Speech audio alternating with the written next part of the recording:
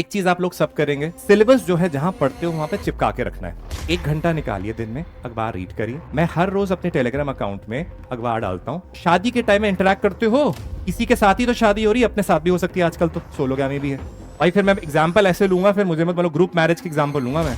Society को एक बड़ा डब्बा मान लेता हूं मैं, ठीक है। उस बड़े डब्बे के अंदर छोटे छोटे डब्बे हैं। छोटे डब्बे क्या है? रिलीजन, किनशिप, पॉलिटिकल सिस्टम, ये सारे डब्बे एक दूसरे से रिलेटेड हैं, कंपोनेंट्स। और ये कंपोनेंट्स एक दूसरे के साथ इंटरैक्ट कर रहे हैं, इसलिए उसको मकड़ी के जाड़ी की तरह बोला जाता है। We are going to start with the topic of society and social justice. बहुत इंटरेस्टिंग टॉपिक है। एक चीज याद रखिएगा, सोसाइटी एंड सोशल जस्टिस में हम ऑलमोस्ट हर चीज पढ़ते हैं, ठीक है। आपको ज्योग्राफी का एलिमेंट भी मिलेगा, हिस्ट्री का एलिमेंट भी मिलेगा, और पॉलिटी का एलिमेंट भी मिलेगा, कल्चर का एलिमेंट भी मिलेगा। सारे एलिमेंट्स मिलते हैं। क्यों? क्योंकि आप टेक्निकली जो भी सिविल सर्विस में पढ़ रहे हो वो सोसाइटी का ही पार्ट है। यस और नो? सोसाइटी में जो पहले हुआ, अब हुआ, या आगे होने वाला है। साइंस एंड टेक्नोलॉजी भी जो पढ़ते हो, ह्यूमंस के एसोसिएशन में तो पढ़ते हो, या कोई चीज पढ़ते हो, इंसान में क्या इंपैक्ट होगा, वो भी इंसान के पर्सपेक्टिव से पढ़ते हो। एवरीथिंग वन और the other way is related to society. अब एक चीज याद रखिए, आप लोग कभी कभार देखोगे, मैं अभी आपको बताऊंगा अभी, सोसाइटी और सोशल जस्टिस दो टॉपिक्स हैं, राइट। पेपर जीएस का सिलेबस देखा है किसी ने? बड़े शॉकिंग है, नहीं देखा? चलो, एक चीज आप लोग सब करेंगे। पहली बात, सिलेबस जो है जहां पढ़ते हो वहां पे चिपका के रखना है। क्यों बता रहा हूं? क्योंकि मैं नेक्स्ट चीजें कुछ बताऊंगा, क्योंकि आज हम इतना पढ़ेंगे नहीं, कुछ डिस्कस करेंगे, क्योंकि वो आपको फाउंडेशन ले करेगा। कुछ सवाल है, कितने लोग रोज न्यूज़पेपर पढ़ते हैं? प्रॉपरली हाथ उठाइए जो रोज पढ़ते हैं। ओके, बाकी लोग, कोई जो पढ़ता ही नहीं है न्यूज़पेपर? कितनी कॉन्फिडेंस से हाथ उठाया। चलिए, ओके ओके। और कोई कभी कभार पढ़ते हैं, कभी कभार नहीं पढ़ते, मेजरली वो होंगे, राइट। अब सुनिए, मैं जनरली जहां भी जाता हूं, जब भी, I was last 1.5 months back, I was in Patna, lectures ले रहे थे। पटना में भी सेम चीज हुई। वहां बच्चे न्यूज़पेपर नहीं पढ़ते थे, और जब by the time I finished my classes in 25 days 28 days, 80% of the people started reading newspapers. एक रिक्वेस्ट है सब लोगों को, आप लोग शायद इसको, आपके ऊपर है, हमारा रोल होता है आपको गाइड करना। आप उसको माने ना माने वो आपके ऊपर होता है, राइट। आपने किसी लोग अभी तक कोई क्वेश्चन अटेम्प्ट करा कभी मेंस का? कोई देखा है? कई बार ऐसे होता है कि समझ नहीं आता सवाल क्या लिखना है, ये भी हो रहा होगा बार बार। क्वेश्चन पूछना क्या चाहता है ये भी समझ नहीं आता, राइट। अब बहुत ध्यान से समझिए, यूपीएससी का जो नोटिफिकेशन में एक चीज कहता है कि आपकी जो जनरल स्टडीज की प्रिपरेशन है उसमें कोई स्पेशलाइजेशन नहीं चाहिए। देखते हो नोटिफिकेशन में लिखा होता है, पर हम बोलते हैं अरे कैसी बातें कर रहा है, इतना तो पढ़ना पड़ता है, राइट। अब क्यों लिखा गया है ये? जैसे अभी मैं हूं, मैं अगर कोई चीजें नहीं भी पढ़ूं, I read newspapers every day, क्योंकि मुझे करंट अफेयर्स का PW only I English channel में डालना पड़ता है, रीड एवरी डे। अब मुझे कोई भी क्वेश्चन आप पूछोगे, चाहे मुझे उसके बारे में कम इंफॉर्मेशन भी होगी, तो भी I will be able to write something on that. Why? Why? I am able to link things, right. अब आप ये सोचिए कि जो आप नॉर्मल किताबें पढ़ते हैं, प्लीज कमेंट, पॉलिटी की पढ़ी किताब लक्ष्मीकांत, उसके बाद आपने हिस्ट्री की किताब पढ़ी, ये सब पढ़ा, नॉलेज गेन कर रहे हैं। जब आप अखबार पढ़ते हो, एक लौती ऐसी चीज है जिसका हर आर्टिकल एक अलग टॉपिक से रिलेटेड है, मानते हो? आपका सीसैट का जो पेपर होता है उसमें भी जो हर एडिटोरियल का जो उठ के पैसेज बनता है वो भी अलग अलग होता है। आपका जो प्रीलिम्स में जो क्वेश्चंस होते हैं वो हर क्वेश्चन अलग अलग होते हैं, राइट। सीसैट में भी, इसमें भी, मेंस में भी। हमारा दिमाग को आदत डलनी होती है कि आप किस तरीके से उस चीज को अडेप्ट कर पाएंगे। जैसे मैं आपको रियली बता रहा हूं, बहुत बच्चे बहुत मेहनत करते हैं, बट क्वालिफाई करने में प्रॉब्लम उनकी इसलिए होती है क्योंकि आप किताबें पढ़ते रहते हो, रट्टा मारते रहते हो। बट जब मैं बोलूंगी किस तरीके से आंसर लिखना है, किस तरीके से अंडरस्टैंडिंग इंक्रीज होगी, वो आपकी न्यूज़पेपर रीडिंग के बिना नहीं होती है। अब आप बोलोगे कुछ टॉपर्स ने बोला सर कि न्यूज़पेपर तो रीड करना जरूरी नहीं है, बट उन्हीं टॉपर्स का बैकग्राउंड देखोगे, उन्होंने आईआईएम भी क्वालिफाई करा होगा, उन्होंने टॉप की एमबीएस भी करा होगा। उन लोगों ने अपने टाइम में बहुत ज्यादा न्यूज़पेपर्स, और वो इंग्लिश उनकी बहुत अच्छी है। यहां पे कई बच्चों के जिनकी इंग्लिश में प्रॉब्लम होगी, मानते हो? होगी, एक्सेप्टेड फैक्ट है, इंप्रूव तभी कर पाओगे। अब मैं जिसकी इंग्लिश अच्छी थी, बट उसके बावजूद जब मैं न्यूज़पेपर पढ़ता था, मेरे साथ में एक छोटा सा रजिस्टर होता था कि कोई नया वर्ड आया, यूज राइट डाउन, उससे मेरी वोकैबुलरी बढ़ती रही। अब एक चीज और सुनना, मैं रोज न्यूज़पेपर का एनालिसिस करता हूं, अभी पीडब्ल्यू ओनली एस इंग्लिश में आएगा। मैं एक चीज रियलाइज करी, हर 2 महीने बाद सेम न्यूज रिपीट होती रहती है, सेम न्यूज। मतलब राइट टू प्रिवेसी है, अगर मैंने वो एक बार पढ़ा है तो हर 2 महीने बाद कुछ ना कुछ सेम आर्टिकल, सेम चीज मेजरली जो होता है वो रिपीट होता रहता है। अब अगर आप न्यूज़पेपर पढ़ोगे तो आप लिंक धीरे धीरे करना सीखोगे, इमीडिएटली नहीं सीखोगे। पहला होगा तकलीफ होगी। अगर आपको अभी तकलीफ हो रही है अखबार पढ़ने में, तो आप वो सीसैट का पेपर कर पाओगे क्या? नहीं कर सकते, क्योंकि वहां भी कॉम्प्रिहेंशन फटाफट रीड करना पड़ता है और आंसर देना पड़ता है। तो वही हिंदू से ही उठा रखा होता है उन्होंने आर्टिकल। इसलिए एक चीज अपने अंदर ऐड करिए कि न्यूज़पेपर को कोई चीज अलग, मतलब उसका कोई सब्स्टिट्यूट नहीं है, एक चीज, ठीक है। दूसरी, अब बोलोगे कि करंट अफेयर मैगजीन भी तो आती है, न्यूज़पेपर का हर आर्टिकल आपको याद नहीं होगा और याद करना भी नहीं है। दिमाग एक ये दीवार है, इसमें एक पतरा आता है और रेगमार्ग आता है, घिसते हो, जितना घिसोगे वो प्लेन होगा, स्मूथ होगा। दिमाग को जितना घिसोगे उतना शार्प होगा, ठीक है। जब मैं न्यूज़पेपर पढ़ता, I was in class 7th when I was told by my father to read Times of India. I said यार मेरे फादर को क्या लेना देना है इससे, क्यों रीड कर रहे हैं। बट उस टाइम रियलाइज हुआ कि उस टाइम जबरदस्ती पढ़ने की वजह से जब आदत पड़ी, तो when I went to the college I started reading the Hindu. जब द हिंदू रीड करने लगे तो प्रॉब्लम नहीं हुई। अभी अगर आपको अखबार पढ़ने में प्रॉब्लम हो रही है तो दैट मीन्स आपको सीसैट में प्रॉब्लम होगी, मानते हो सबके सब। और अगर उसमें प्रॉब्लम हो रही है समझने में, तो मेंस के क्वेश्चन समझने में प्रॉब्लम होगी, ये भी मानते हो। अगर वो समझने में प्रॉब्लम हो रही है तो आजकल लंबे लंबे क्वेश्चंस आते हैं प्रीलिम्स में, उसमें भी समझने में प्रॉब्लम होगी। अगर उसमें हो रही है तो ऐसे तो लिखा ही नहीं जाएगा। यस और नो, मानते हैं। इसलिए बिगिन विद एटलीस्ट एडिटोरियल। नहीं समझ में आ रहा कोई बात नहीं, डिस्कस करो, कभी कभी वीडियोस आती हैं उसको देख लो, discuss with friends, but read it. 1 घंटा निकालिए दिन में, अखबार रीड करिए। मैं हर रोज अपने टेलीग्राम अकाउंट में अखबार डालता हूं, उसके बाद डिलीट कर देता हूं रात को, क्योंकि मुझे वरना स्ट्राइक कर देगा द हिंदू वाला, ठीक है ना। समझ में आया? आप लोगों के लिए ही है वो, क्लियर। अब हाय अनम, हाउ आर यू? आप यहाँ पे लखनऊ में, वेरी नाइस। चलिए, बहुत सारे स्टूडेंट्स हैं जो हमें अलग अलग बैचेस में ऑनलाइन एंथ्रोपोलॉजी वगैरह में होते हैं। बिफोर वी बिगिन, कोई चीज आप पूछना चाहते हैं? Remember one thing, I am here, जो जो ये कोर्स आपका चलेगा, इसमें ऐसा नहीं होगा कि मैं यहां पर आया, लेक्चर दिया और चला गया। We will have a discussion on everything. Any query that you have, you ask me 10 times, I will answer them. Clear? जितनी बार पूछना चाहोगे, जब तक आपकी क्वेरी रिजॉल्व नहीं होगी हम आगे नहीं बढ़ेंगे। क्लियर? अब बताइए, कुछ पूछना चाहते हो बिफोर वी बिगिन? एनीथिंग? हाँ जी। वोकैबुलरी, ये हाँ, सी, वोकैबुलरी वर्ड्स की लिस्ट होती है एक तरीके से आपकी, राइट। अब अखबार के अंदर हर रोज नया कुछ वर्ड्स आते हैं, जैसे कि इंथुजियास्टिक आ रखा है एक वर्ड, ठीक है। अरे ये क्या वर्ड है? मैं जब पढ़ता था अखबार, देखो इनिशियली टाइम्स ऑफ इंडिया जब पढ़ते थे तो पता था आसान है, द हिंदू थोड़ा डिफिकल्ट होता है। आप कुछ भी पढ़िए, इंडियन एक्सप्रेस पढ़ना चाहे वो पढ़ लो, द हिंदू आपकी मर्जी। आप अखबार खोलो, जब आप पढ़ रहे हो कुछ वर्ड्स आए जो डिफिकल्ट है, सामने लैपटॉप या फोन होगा, just type the what the word is, उस वर्ड को एक रजिस्टर में लिख लो। अब आपने समझा कि आप याद रखिएगा, पहले दिन जब लिखोगे तो आपके कम 10 15 20 वर्ड हो सकते हैं। अगले दिन जाओगे, कुछ महीनों के बाद करते करते every day the number of words that you right will reduce. Why? वो सेम वर्ड्स रिपीट होंगे बार बार। जैसे हर साल बजट आता है, बजट में फिस्कल डेफिसिट, फिस्कल ये फिस्कल, वो रेवेन्यू, ये सब वर्ड्स आते हैं। वो उस दिन और उससे 3 4 दिन आगे पीछे सेम वर्ड बार बार रिपीट होंगे। यस सुनो, आप इकोनॉमिक्स में पढ़ चुके होंगे तब तक, बट फिर भी रिपीट होंगे। सेम चीज बार बार रिपीट होती है। जैसे कॉन्फिडेंस बिल्डिंग मेजर्स, जैसे कंट्रीज के बीच में होता है ना कि एक्टिविटीज कर confidence building measures. Strategic autonomy एक शब्द आता है, मैं बहुत बार लेक्चर्स में यूज करता हूं। कैसा मतलब? स्ट्रैटेजिक ऑटोनॉमी का मतलब क्या हुआ, कोई बताएगा?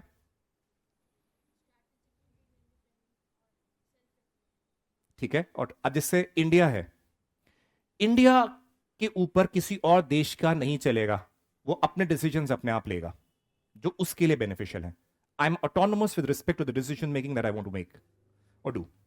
तो अब ये जो वर्ड्स आते हैं, एक बार समझ लिया, धीरे धीरे समय लगेगा क्योंकि प्रिपरेशन होलिस्टिकली है, ठीक है, होलिस्टिकली है। तो जब आप धीरे धीरे प्रिपेयर करते रहते हो तो आपके वर्ड्स ऐड ऑन होते रहते हैं और वो धीरे धीरे कंपाइल होंगे। जैसे वो मैंने नोट्स जो बनाए वर्ड्स के, at the end of every week I used to read it, at the end of month I read it, तो आदत पड़ जाती है उन वर्ड्स की, धीरे धीरे कर। और यूपीएससी में वो सेम वर्ड्स उठाए जाते हैं। क्लियर? एनीबडी एल्स बताइए, कुछ पूछना चाहते हैं? या मैथमेटिक्स, ओके। सी मैथमेटिक्स बेसिकली आप याद रखिएगा, जो सवाल आते भी हैं वहां पे वो ऐसे नहीं है कि बहुत ज्यादा डिफिकल्ट आते हैं, वो इसलिए आते हैं कि आपने वो टीएनसी या परमिटेशन कॉम्बिनेशन या क्लॉक के बेसिक सवाल भी नहीं करे होते। जो सवाल उसमें आए थे, हम लोग अरिथमेटिक करके जाते हैं जो हमें ठीक लगता है सवाल। अब उन्होंने टॉपिक्स क्या कर दिए, क्लॉक के ऊपर दे दिए या आपके परमिटेशन कॉम्बिनेशन में दे दिए, उसके बेसिक सवाल थे वो। सी सैट में कॉम्प्रिहेंशन आता है, ठीक, मैथ्स आता है और रीजनिंग आता है, तीनों एवरेज भी हो तो हो जाएगा। इसलिए इतना करके जाओ कि एटलीस्ट मैनेज कर पाओ। दैट इज वाई कॉम्प्रिहेंशन की स्पीड और एबिलिटी न्यूज़पेपर से बढ़ती है। समझ में आया? जैसे मैं आपके साथ बैठा हूं, मैं आपको बोला कि इसके रीजन बताओ, राइट? कैसे बता पाओगे रीजन? की दिमाग चलना चाहिए ना, यूपीएससी में दिमाग चलना चाहिए। समझ में आया? तभी, क्योंकि जैसे आपके कोई भी मेंस में क्वेश्चन दूंगा मैं, आपको आंसर लिखना है उसका, right? You have to be creators of the answer, रट कर नहीं जा सकते वहां पे। इसलिए दिमाग चलना चाहिए, और दिमाग चलता है जब आप रीजन करते हो, समझते हो। न्यूज़पेपर उसमें मदद करता है बहुत। इसको समझने में आपको 3-4 महीने लग सकते हैं जो मैं कह रहा हूं। बाकी मैं हमेशा स्टार्टिंग डे में ये कुछ चीजें इस वजह से बताता हूं, अगर आप करोगे तो you will be at a better position, success rate बढ़ जाएगा। ठीक है? Anybody else? मुस्कुरा लो मेरे भाई, आप मुस्कुरा लो यार, दुखी क्यों हो? सिंगल हो?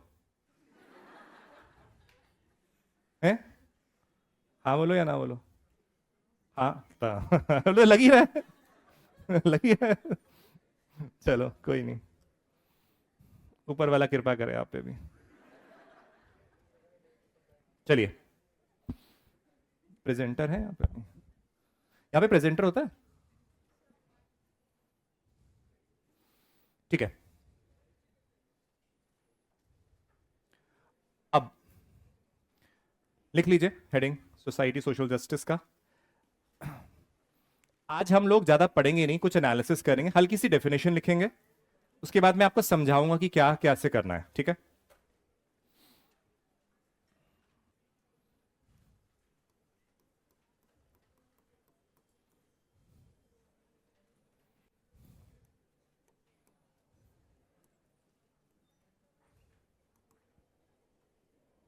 ओके, सोसाइटी को अगर मुझे समझना है सिंपल वर्ड्स में, क्या बोल सकता हूं? कोई बताएगा? रुको, मैम आप बताइए, सोसाइटी क्या है आपके हिसाब से? Group of people with different mindsets, yes it can be. Okay, आप आप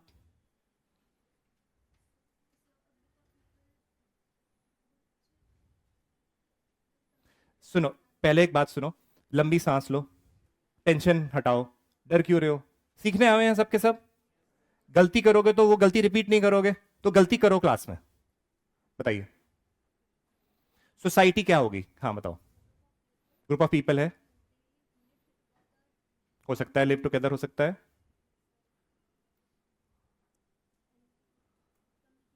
कम्युनिकेट, यस, कम्युनिकेट, इंटरेक्ट करना, गुड। अब आप, व्हाट इज सोसाइटी?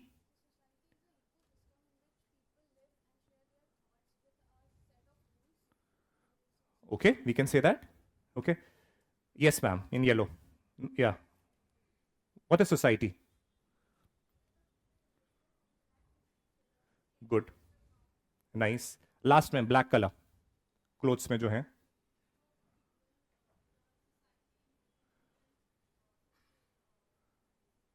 जोर की बोलो।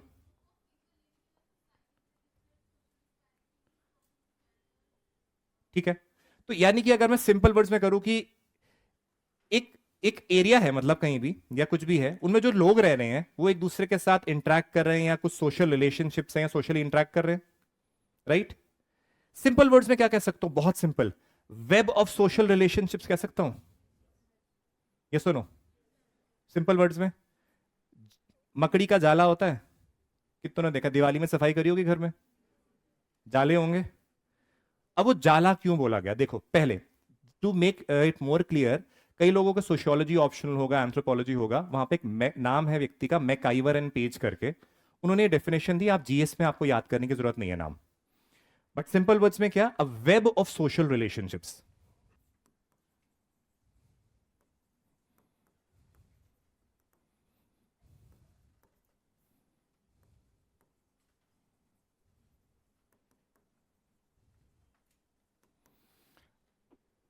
अब देखो, मुझे एक बात बताइए, वर्ड सोशल आया है यहां पे, ठीक है, एक आया है वेब, एक आया रिलेशनशिप, ठीक है। सोशल वर्ड का मतलब कुछ सोशल रिलेशंस की ऑब्वियसली बात है, सोशल मतलब का क्या होता है, हाँ, वो एक एक मीनिंग हुआ, ठीक है। सोशल वर्ड क्या होगा, जब भी बोलोगे हाथ रेस करके बोलोगे, related to environment.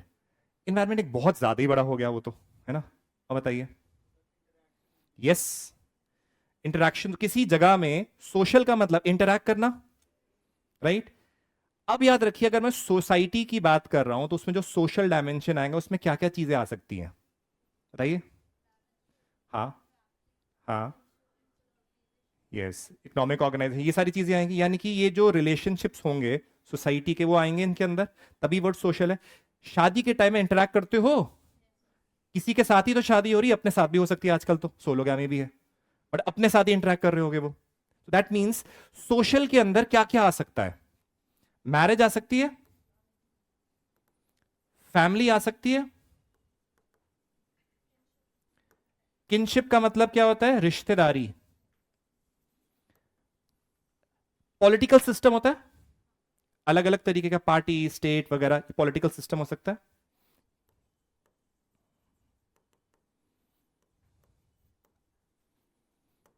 Economic system भी हो सकता है, पैसा लेन देन,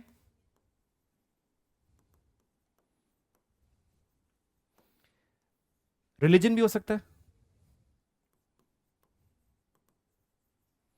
अब ये जो सोशल रिलेशनशिप्स हैं, क्या आप देखते हो कि सारे के सारे किसी ना किसी तरीके के रिलेशनशिप्स हैं सारे, मैरिज में भी, family, kinship, political, economic, religion.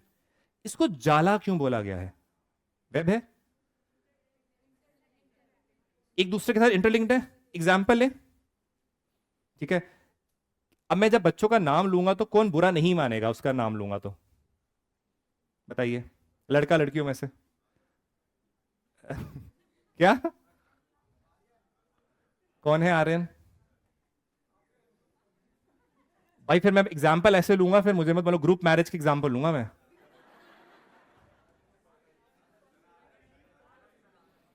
बताइए, हाथ रेस करो किसका नाम है, प्रॉब्लम नहीं होगी अगर मैं लूं तो, व्हाट इज योर नेम, आदर्श, और गर्ल्स में एनीबडी इसका नाम लूं बुरा नहीं लगेगा, ओके, आदर्श अदिति, ओके ठीक है,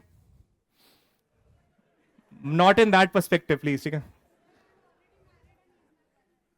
हाँ हाँ, मैं वैसे ही ले रहा था, आदर्श। अब समझिए, आदर्श जो हैं इनकी शादी होनी है, ठीक है। अब आदर्श की अगर शादी होनी है तो आदर्श अभी, जैसे अभी बच्चा है, बड़ा हो रहा है, तो घर में मम्मी ने एक चीज बोली थी, बेटा अब तुम जा रहे हो तैयारी करने के लिए, ठीक है, एक चीज याद रखना, हमारी परंपरा है शादी तो अपने ही कल्चर में होती है, मम्मियां सुनाती हैं कहानियां, बेटे अपनी जाति बड़ी जरूरी होती है, अपना धर्म बड़ा जरूरी होता है। ये क्या कर रही हैं, कान में डाल रही हैं कुछ चीज, ताकि इनडायरेक्टली आपके दिमाग में फिट हो जाए कि मम्मी क्या कहना चाह रही है। तो यानी कि अब आदर्श थोड़ा जवान हो चुका है, तो और ज्यादा मम्मी डालेंगी, बेटे मैं लुट जाऊंगी अगर तूने कहीं और शादी कर ली तो, बोलेंगी मम्मा। तो that means when he is getting married, इनमें कास्ट देखी जाएगी, ये सुनो, रिलीजन भी देखा जाएगा लड़की का। फिर आएगी बात इकोनॉमिक स्टेटस कैसा लड़की का, हाँ या ना। अब इकोनॉमिक पैरामीटर्स, अब आप देखो, अब फैमिली, लड़की की फैमिली कैसी है, खानदानी है नहीं है, चोर डकैतों की है या नहीं है। ये भी आजकल रुतबा होता है, कई लोगों को चोर डकैतों की शादी में भी करने में शौक होता है। तो फैमिली कैसी है,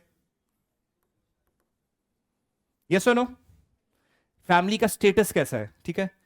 अब अगर बाहुबली परिवार मिल गया, पॉलिटिकल सिस्टम तो आदर्श और खुश, कुछ जिंदगी में करने की जरूरत ही नहीं है, बैठा रहूंगा वहां पे नेतागिरी करूंगा, राइट। उसी के साथ साथ किनशिप, किनशिप का एक और चीज याद रखिए, किनशिप का मतलब होता है रिश्तेदारी। विल डू दिस टॉपिक, रिश्तेदारी मतलब, देखो रिश्तेदारी दो तरीके की होती है, समझ लीजिए। एक रिश्तेदारी होगी बाय ब्लड, एक हो गई बाय मैरिज। जैसे आदर्श जो है वो अपनी ब्रदर या सिस्टर से या मम्मी पापा से बाय ब्लड रिलेटेड है, तो ये बाय ब्लड रिश्तेदारी हो गई। अब आदर्श की शादी हो गई राखी सावंत के साथ, तो आदर्श और राखी सावंत क्या हुए, रिश्तेदार बाय बाय मैरिज। और राखी सावंत का भाई इनका जो साला लगा वो भी क्या हुआ, ब्रदर बाय मैरिज। तो ये दोनों रिश्तेदारी हो गई, दो किनशिप के अंदर नहीं आते, राइट। यानी कि किनशिप क्या है, रिलेशनशिप या रिश्तेदारी बाय ब्लड रिलेशन और बाय मैरिज अलायंस, ठीक है। तो अब जिस तरीके की रिश्तेदारियां फॉर्म होंगी वो भी इंपॉर्टेंट हो जाएगा, तो यानी कि मैरिज और फैमिली का समअप है किनशिप एक तरीके से, क्लियर। अब ये चीजें अगर आप देखते हो तो क्या आपने देखा कि यहां पे रिलीजन जो है वो कास्ट से रिलेटेड है, इकोनॉमिक स्टेटस हो गया, पॉलिटिकल सिस्टम हो गया, किनशिप हो गया, ये कैसे एक दूसरे से अटैच्ड है, यस और नो। इसलिए ये वेब है। आपका जो अभी तैयारी कर रहे हो ना सिविल सर्विस की, मेहनत कर रहे हो, टाइम दे रहे हो, इसके पीछे भी मकसद होगा कोई, मुझे आपका स्टेटस बढ़ाना है अपना, या ये चीज़ करनी है, या किसी से शादी करनी है, लड़की को दिखाने की मैं भी कर सकता हूँ सिविल सर्विस क्वालिफाई, बहुत चीज़ें होंगी। एवरीथिंग हैज वन और the other reasons behind it. So do you now realize why society is a web of social relationships? Anything that you do or anything that is coming in your mind as a member of a society is attached with other various points that take place. Yes or no?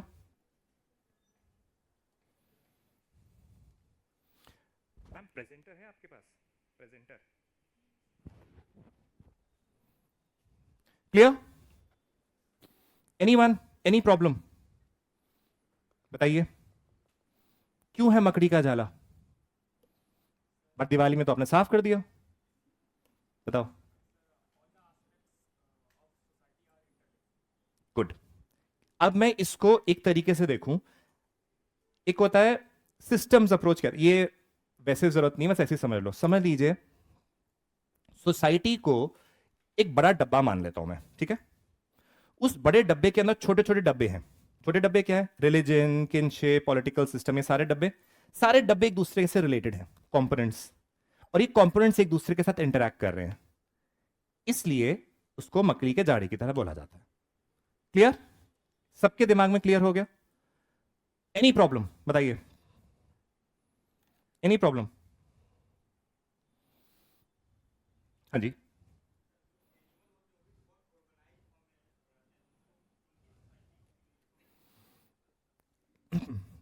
आप कुत्ते के साथ शादी कर सकते हो, नहीं कर सकते। पॉपुलेशन जब होता है वो एक स्पीशीज से रिलेटेड होता है। कौन गिर गया, समझ में आया।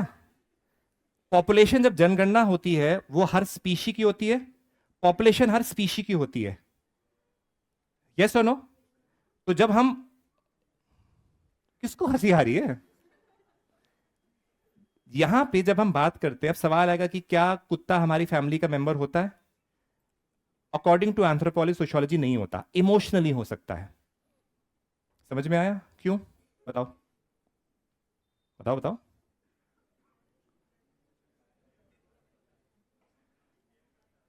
क्या करता है, तभी तो मैंने बोला इमोशनली हो सकता है। क्या आप शादी कर सकते हो, बच्चा पैदा कर सकते हो कुत्ते से? नहीं कर सकते, तो वो रिलेशन नहीं फॉर्म हो सकता है, एक स्पीशी अलग है वो। समझ में आया? दैट इज द रीजन कि व्हेन अ स्पीशी इज अलग, you can have emotional attachment and care with that particular species, but वो स्पीशी अलग हो जाती है।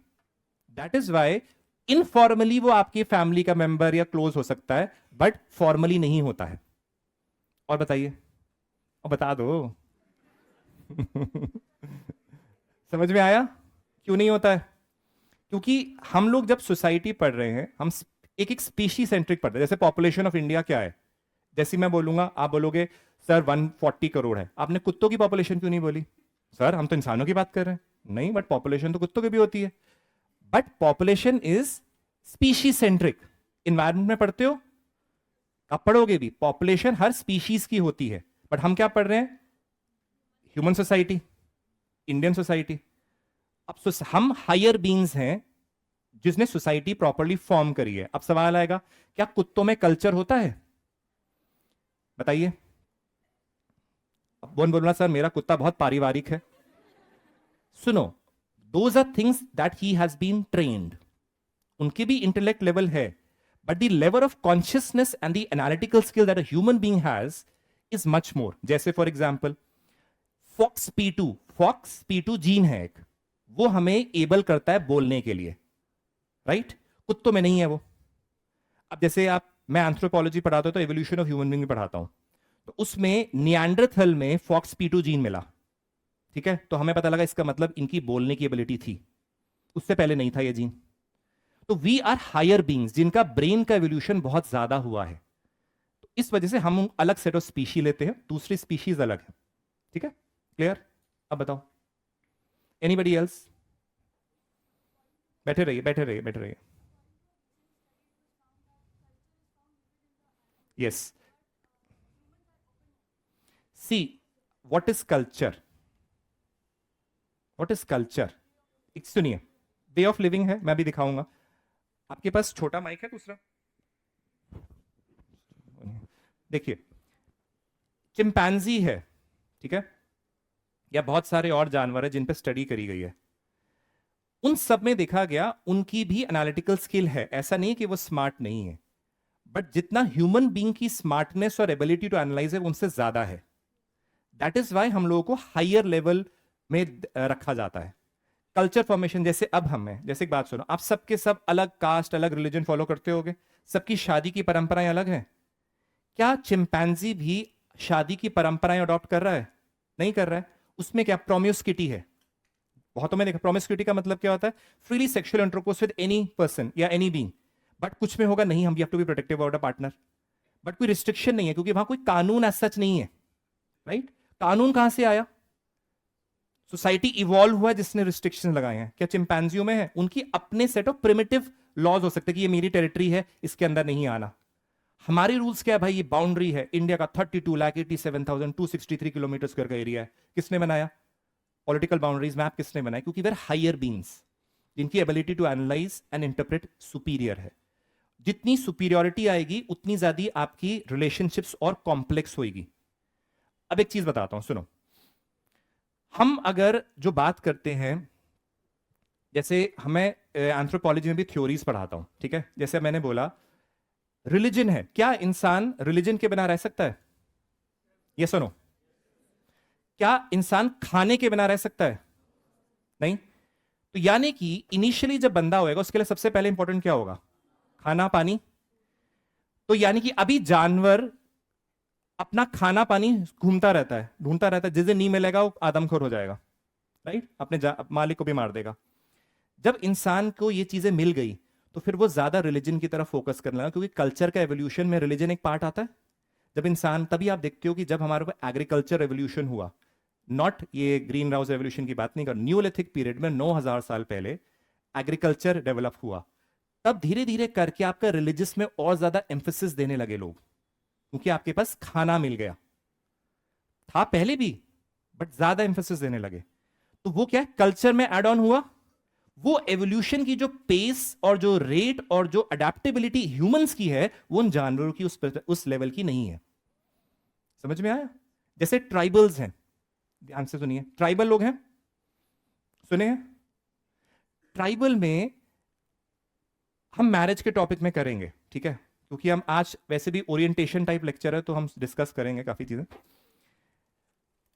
अभी आपने एक चीज सुनी होगी कि जब हम नॉर्मली बात करते हैं मोनोगमी की बात करते हैं, मोनोगमी का मतलब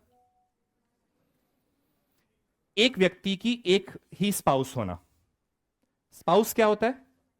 जेंडर न्यूट्रल वर्ड है। एक लेडी बोल सकती है कि ये मेरा पति है, उसकी जगह स्पाउस बोल सकती है। एक पति बोल सकता है ये मेरी बीवी की जगह मेरी स्पाउस है, राइट? हम मोनोगमी पढ़ते हैं, बट ट्राइबल्स में तो ग्रुप मैरिजेस भी हैं, है या नहीं? एक व्यक्ति दूसरे से, उसका दूसरे से, बहुत सारा ग्रुप बन रहा है। अब ये उनका कल्चर है, बट हमारे पर्सपेक्टिव से वो कल्चर क्या है? बैकवर्ड है, राइट? उसी तरीके से जानवरों में क्या है? वो बहुत सारे, एक शेर है, बहुत सारी शेरनियों के साथ रह रहा है, राइट? वो कल्चर का पेस और rate of evolution of interpretation सब स्पीशीज का अलग होता है। उन सारे स्पीशीज में ह्यूमन स्पीशी थोड़ी ज्यादा सुपीरियर रही है, तभी वो बच पाई आज, राइट? राइट, और अडेप्ट कर पाई। आपने कभी निएंडरथल मैन का नाम सुना है? सबने सुना है? सब सुना है कि वो बल्की थे, पावरफुल थे। खत्म कैसे हो गए? हमेशा याद रखिए, निएंडरथल सुना है? वो एक ह्यूमन के एंसेस्टर्स के फॉर्म में ले लीजिए उसको, जो कि बहुत बल्की और बड़ा था, हमसे भी टॉल और बल्की, बट वो खत्म हो गई स्पीशीज। क्यों हो गई?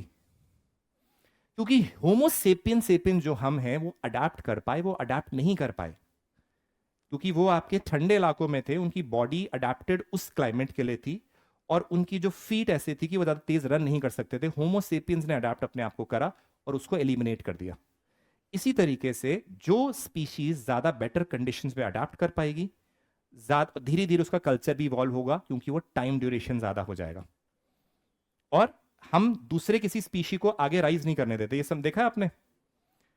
अभी आपको लगता है कि यहां पे कोई पक्षी आ गया या जानवर आ गया, हम लोगों ने उनकी जमीन कब्जाई, उन्होंने हमारी नहीं कब्जाई।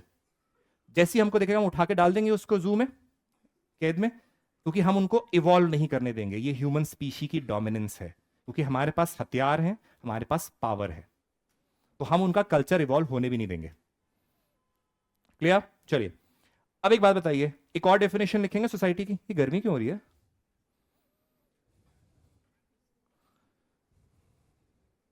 चलिए, एक और डेफिनेशन लिखें। A society is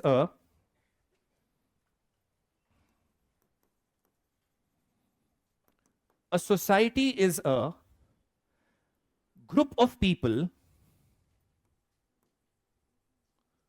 group of people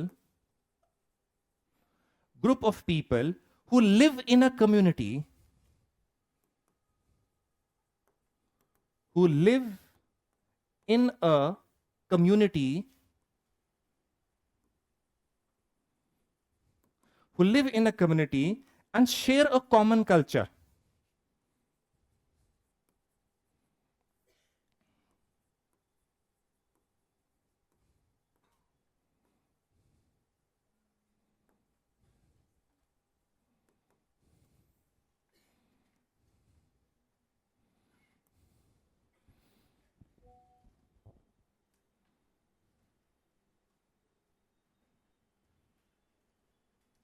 okay, लिख लिया सबने? कुछ लोग हैं जो कम्युनिटी में रहते हैं जिनका कल्चर कॉमन है, हो सकता है ये। पहले एक बात बताइए, सोसाइटी लिखा है, सोसाइटी क्या एक रिलेटिव टर्म है? रिलेटिव का मतलब क्या होता है? एनीबडी? किसी चीज के साथ कंपेयर करा जा सके, वो होता है। क्या सोसाइटी रिलेटिव टर्म है या नहीं है? बताइए कैसे है, बताइए। रिलेटिव का मतलब क्या होता है बताओ? किसी चीज को कंपेयर करा जा सकता है, ये सुनो। तो इस सोसाइटी या रिलेटिव टर्म, क्यों और क्यों नहीं? कौन है? हाँ जी बोलिए।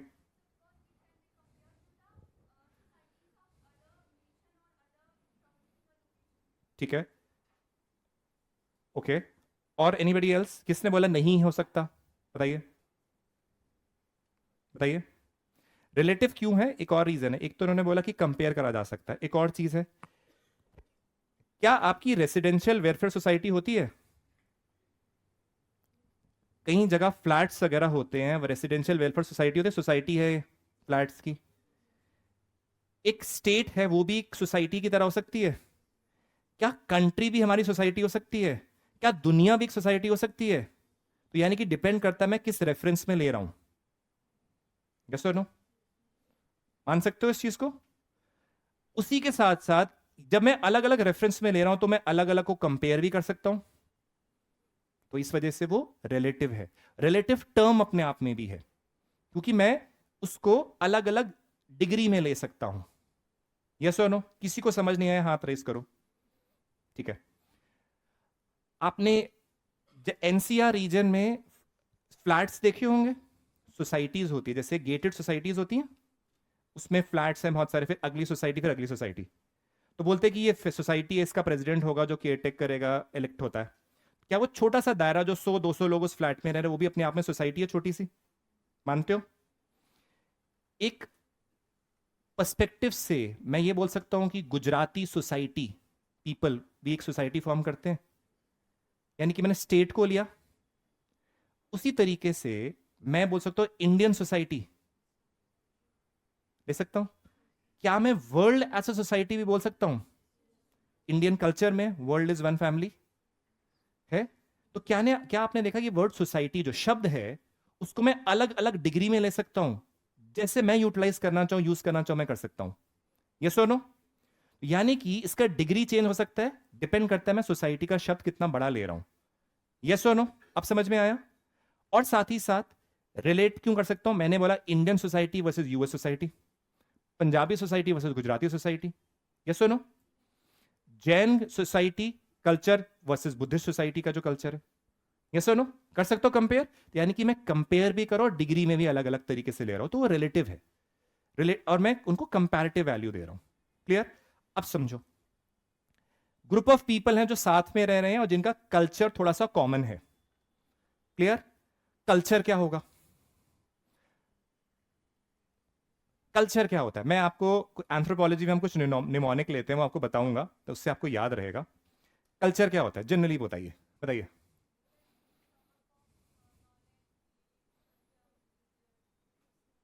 मेरी डेफिनेशन इस चलिए देखो, आप हमेशा याद रखिएगा कि आपके बार बार एसेज में कल्चर शब्द आएगा, राइट? और पता है आपको culture is a very broad term, but you are not able to tell कि वो क्या है। प्रॉब्लम होती है ये। तो इतना बड़ा ब्रॉड टर्म है कि समझ नहीं आता।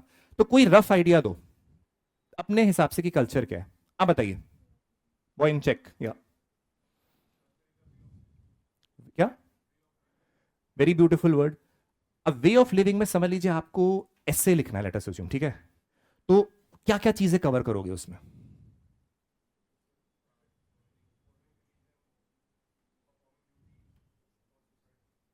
यानी कि एक चीज तो आपने समझी कि आपको वे ऑफ लिविंग आपने समझ लिया, बट डायमेंशन सोचने में प्रॉब्लम पड़ रही है। हाँ या ना? कल्चर का शब्द बार बार आएगा क्योंकि आपके हर बार कहीं ना कहीं लिखा होता है। एक निमोनिक दूंगा, उसको याद रखना, सुनो पहले।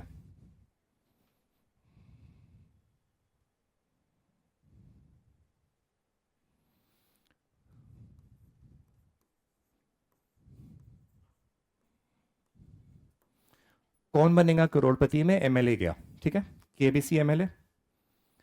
अब देखो, के का मतलब होता है नॉलेज,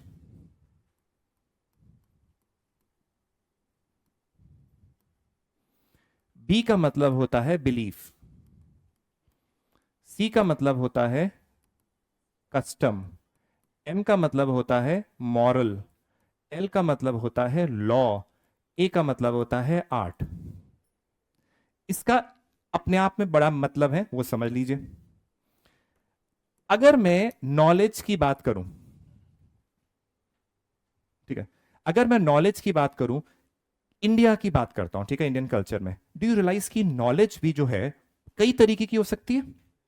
एकेडमिक नॉलेज हो सकती है, रिलीजियस नॉलेज हो सकती है, स्पिरिचुअल नॉलेज हो सकती है, प्रैक्टिकल नॉलेज हो सकती है, हर तरीके की नॉलेज हो सकती है। यानी कि वो सारी हमारे कल्चर का पार्ट है या नहीं है? राइट? सो कैन आई से religious knowledge, spiritual, can I say practical knowledge? और एकेडमिक नॉलेज एक्सेट्रा। यानी कि हर तरीके की नॉलेज जो है वो इस नॉलेज का पार्ट है। क्लियर? अब आप खुद सोचिए, अगर मैं आपको एग्जाम्पल दूं, तभी हमेशा याद रखिएगा, अगर मुझसे कोई पूछे you are a citizen of India, what is your culture, I will say my culture start from the time ancient, medieval, modern, all are my culture. Yes और नो? व्हाई? क्योंकि इंडियन कल्चर, सारे culture मेरे हैं। Yes और no? तो Indian culture से ancient में जो चीजें रही, मिडिवल में जो चीजें हैं, मॉडर्न में जो चीजें हैं, जो अभी भी हो रहा है, सारे हमारे कल्चर का पार्ट है। Clear? That is what Indian culture stands for. अब spiritual knowledge, practical knowledge, academic जो आप पढ़ते हो, सारी चीजें उसके अंदर आएंगी। अब सेकंड क्या है? बिलीफ। बिलीफ क्या होता है? किसी चीज को मानना।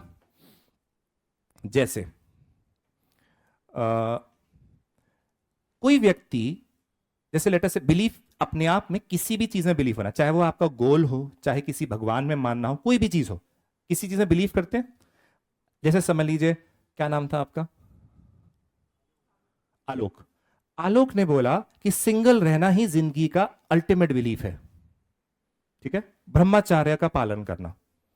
4 आश्रम होते हैं, ब्रह्मचार्य, गृहस्थ, वनाप्रस्थ, देन संन्यास। ठीक है? यस। तो ब्रह्मचार्य का पालन करना, जिंदगी भर यही करूंगा, मैं हनुमान जी का भक्त हूं, बोल दिया उन्होंने। ठीक है? यही मानते हो? रुक गया भाई नहीं। So what I am saying is, it is believe. You can believe anything, whether you can believe relationships are like this, you can believe कि भगवान को मैं निरंकार फॉर्म में मानता हूं या आकार फॉर्म में मानता हूं, या आपका बिलीफ है। Any sort, any type of belief that you have comes under the category of your culture. जैसे एग्जाम्पल, हिंदुइज्म वर्ड है। हिंदुइज्म का 2 मतलब होते हैं। Hinduism as a culture, right? Hinduism as a religion is Sanatan Dharma. समझ में आया? Hinduism is a cultural term also. Clear? और Hinduism as a religion is Sanatan Dharma with a religious dimension, right? तो अब आप ये देखिए, उस हिंदुइज्म के अंदर it is the most flexible religion in the perspective कि आप चाहे तो मूर्ति पूजन भी कर सकते हैं, तो भी ठीक है। आप नहीं करना चाहते तो भी आपकी मर्जी है। आप अगर नहीं मानते भगवान को तो भी ठीक है। आप किसी और फॉर्म में वर्शिप करते तो भी आपकी बिलीफ है। यस और नो? ठीक है? ये सबके अपने अपने अपने बिलीफ सिस्टम है। तो ये क्या है? कल्चर के पार्ट है या नहीं है? समझ लीजिए, आगे आप जाते हो, अलग अलग you come across different religions, you see Jainism coming, you see Buddhism coming, you see Islam coming to India, you see Christianity, you see Sikhism coming. All these religions come, they have a different set of views. All are these part of Indian culture? Yes or no? That is what is the belief. Clear? Yes or no? बताइए। Any doubt अभी तक? जल्दी बताओ। Okay. Custom बड़ा interesting term है। Okay, मैं एक चीज लिख रहा हूं, उसको ध्यान से देखना। पानी है? कुछ पूछना है?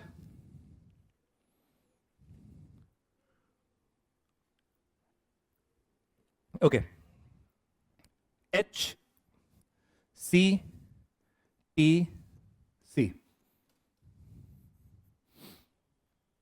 ठीक है? सुनो,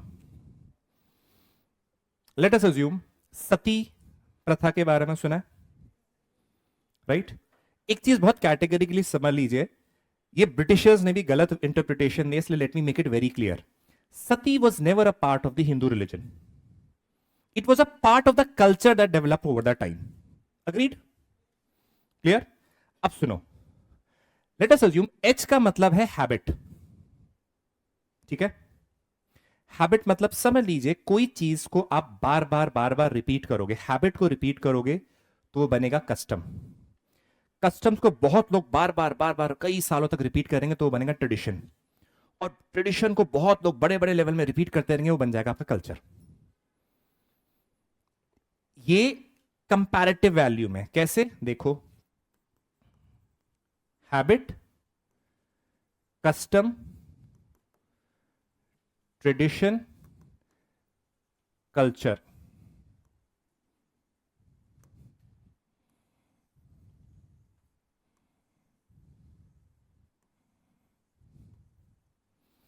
ठीक है, सबसेट बड़ा बड़ा बड़ा बड़ा, ये रिलेटिव टर्म है। अब सती जो थी वो क्या था, जैसे समझ लीजिए इनिशियली सती के एविडेंसेस आपको गुप्ता पीरियड में मिलते हैं।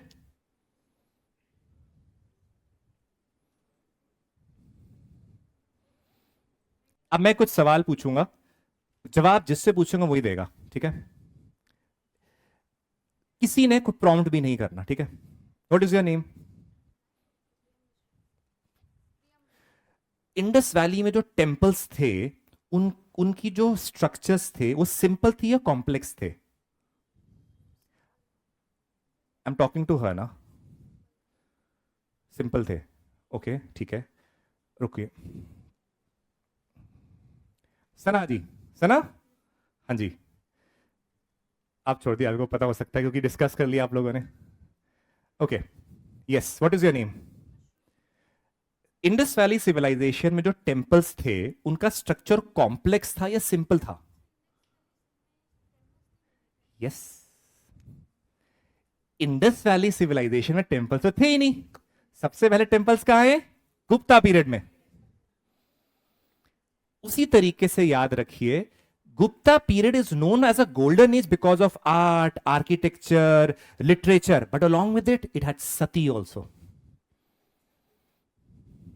समझ में आया? एविडेंसेस मिलते हैं वहां पे, क्लियर? ये वो चीजें हैं जो हम धीरे धीरे, अभी तो हम क्योंकि इंट्रोडक्टरी क्लास में talking about all these things. याद रखो एक चीज, जब हम इन चीजों को पढ़ते हैं ना, कितनी चीजें ऐसी होंगी जो मैं क्लास में बता रहा हूँ वो आपके प्रीलिम्स में, मेंस में कहीं आ जाएगा। That is be very active listeners. अब समझ लो, एविडेंस मिलता है। लेट अस से एक लेडी जिसका पति मरा, ठीक है, क्या हो गया, डर क्यों रहे हो? ठीक है, लेट अस से कोई लड़की बहुत ही पतिव्रता औरत, पति मर गया, हाय मैं नहीं जी पाऊंगी इसके बिना, वो अग्नि में हो गई, डेथ हो गई। अब उससे क्या हुआ, दूसरों के सामने एक एग्जाम्पल आया, अरे कितनी बढ़िया पत्नी है, दो चार और औरतों ने करा होगा फिर। तो क्या हुआ, ये उस कल्चर के अंदर एक चीज आ गई कि पति मर रहा है तो ये करेगा, वो हैबिट की तरह हुआ उस सोसाइटी के उसके अंदर। फिर क्या वो बार बार रिपीट होने लगा तो क्या बना, कस्टम बन गया।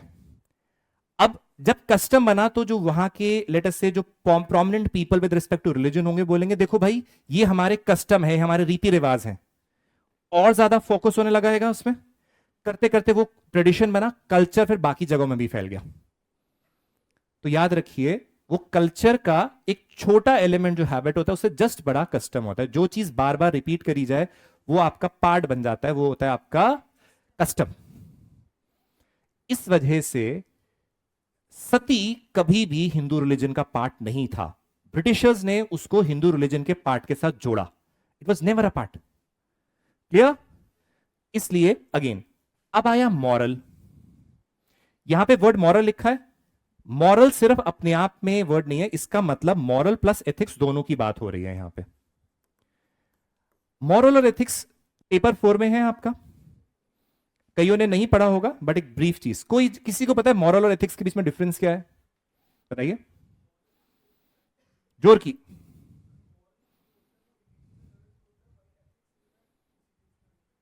यस, ठीक है, गुड। देखिए जैसे आलोक, ठीक है, नहीं क्या नाम था उनका, आदर्श।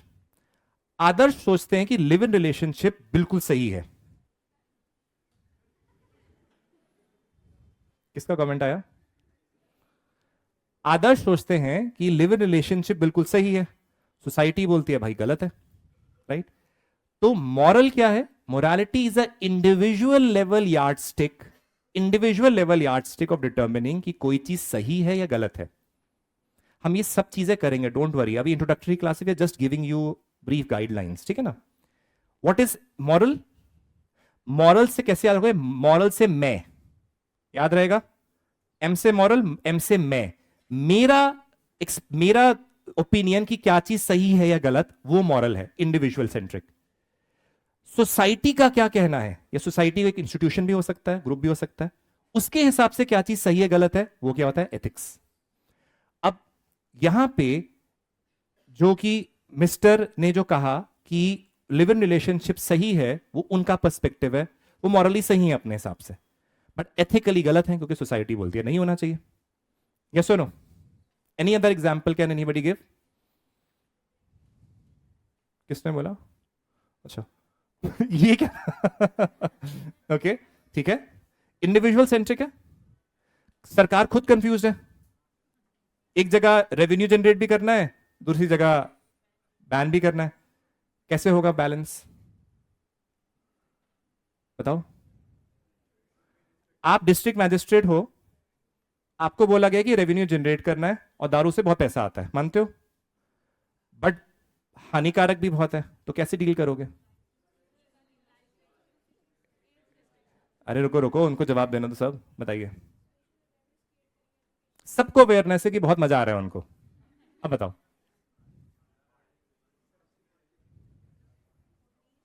ये सवाल आते हैं पेपर में।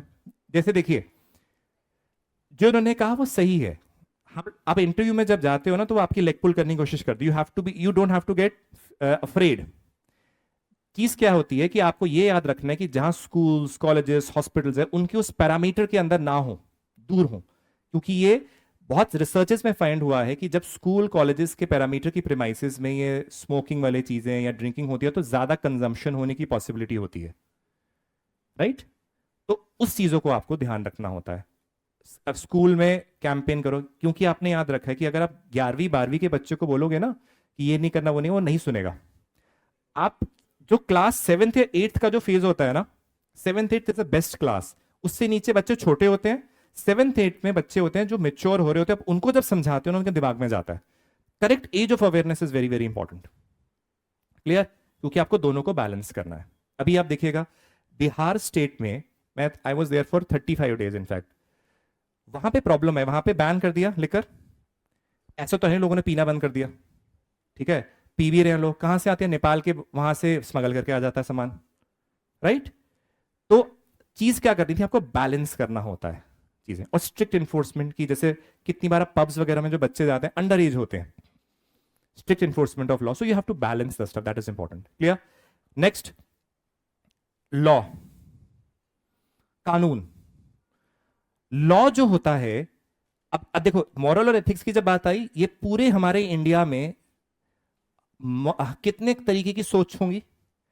एथिक्स होगा, religious ethics, spiritual ethics, code of conduct है, फैमिली में भी होगा कि ये करो वो ना करो, बहुत सारी चीजें हैं, क्या सही है क्या गलत है, हर चीज हमारे कल्चर का पार्ट है। जैसे कि एग्जांपल देता हूं।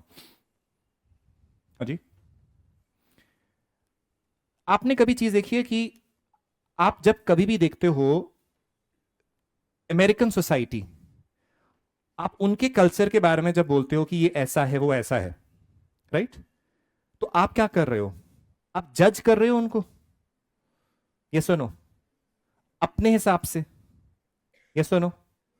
तो वो आपकी जजमेंट भी वो एक क्या है, आप जज कर रहे हो तो क्या पर्सपेक्टिव है वो? आपका पर्सपेक्टिव है वो। सो दैट मीन्स कि हमारी जो सोच भी है वो भी कल्चर का पार्ट है, ठीक है? जैसे वहां के लोग अपनी 18 साल के बाद अपने पेरेंट्स के साथ नहीं रहते, राइट? आप सुनते हो अरे कितना बेकार सा सिस्टम है, बोलते हो, ये आपकी सोच है। उनका कल्चर गंदा या बुरा नहीं है, वो आपकी सोच है। क्योंकि वो बोलेंगे तुम क्यों भाई 30 साल की उम्र तक अपने मम्मी पापा के साथ रह रहे हो? यस और no? So that is a सोच। So again, yardstick of judging things and thinking about it is also a part of your culture. अब आया लॉ। लॉ क्या होता है? कानून, सिंपल सेंस में सेट ऑफ रूल्स हैं। Now this set of rules can be of two types. एक, कुछ कानून जो पार्लियामेंट या स्टेट लेजिस्लेचर वगैरह ने पास करा, अग्रीड। दूसरे क्या होते हैं? सोशल लॉज या नॉर्म्स। जैसे क्या नाम है आपका? कल्पना। कल्पना को घर में बोला गया बेटे 8 बजे से पहले आपको घर के अंदर आना है। कल्पना बोलेंगी मम्मी क्यों? कल्पना मम्मी बोलेंगी बेटा ये हमारे घर का कायदा कानून है। ये सुनो, होता है। दीज आर नॉर्म्स, और सोसाइटी के नॉर्म्स हो सकते हैं, घर के नॉर्म हो सकते हैं। तो यानी कि मैं लॉ को दो तरीके से दे रखता हूं, वो जो पार्लियामेंट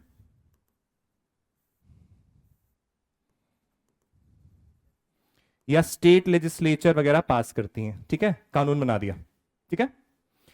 दूसरा होता है सोशल नॉर्म्स या लॉज, सोसाइटी के कायदे कानून।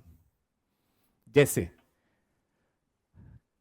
अपनी कास्ट में शादी करने के लिए बातें करी मम्मी पापा ने, हाँ या ना, करी है, ओके। कितने लोगों ने, कितनी गर्ल्स यहां पर इन पर्टिकुलर जिन्होंने एक्सपीरियंस करा है कि मम्मी पापा ने ये इनडायरेक्टली डायरेक्टली बोला बेटे शादी तो अपने कल्चर में ही होनी चाहिए? बताओ, हैंड रेस करो फटाफट।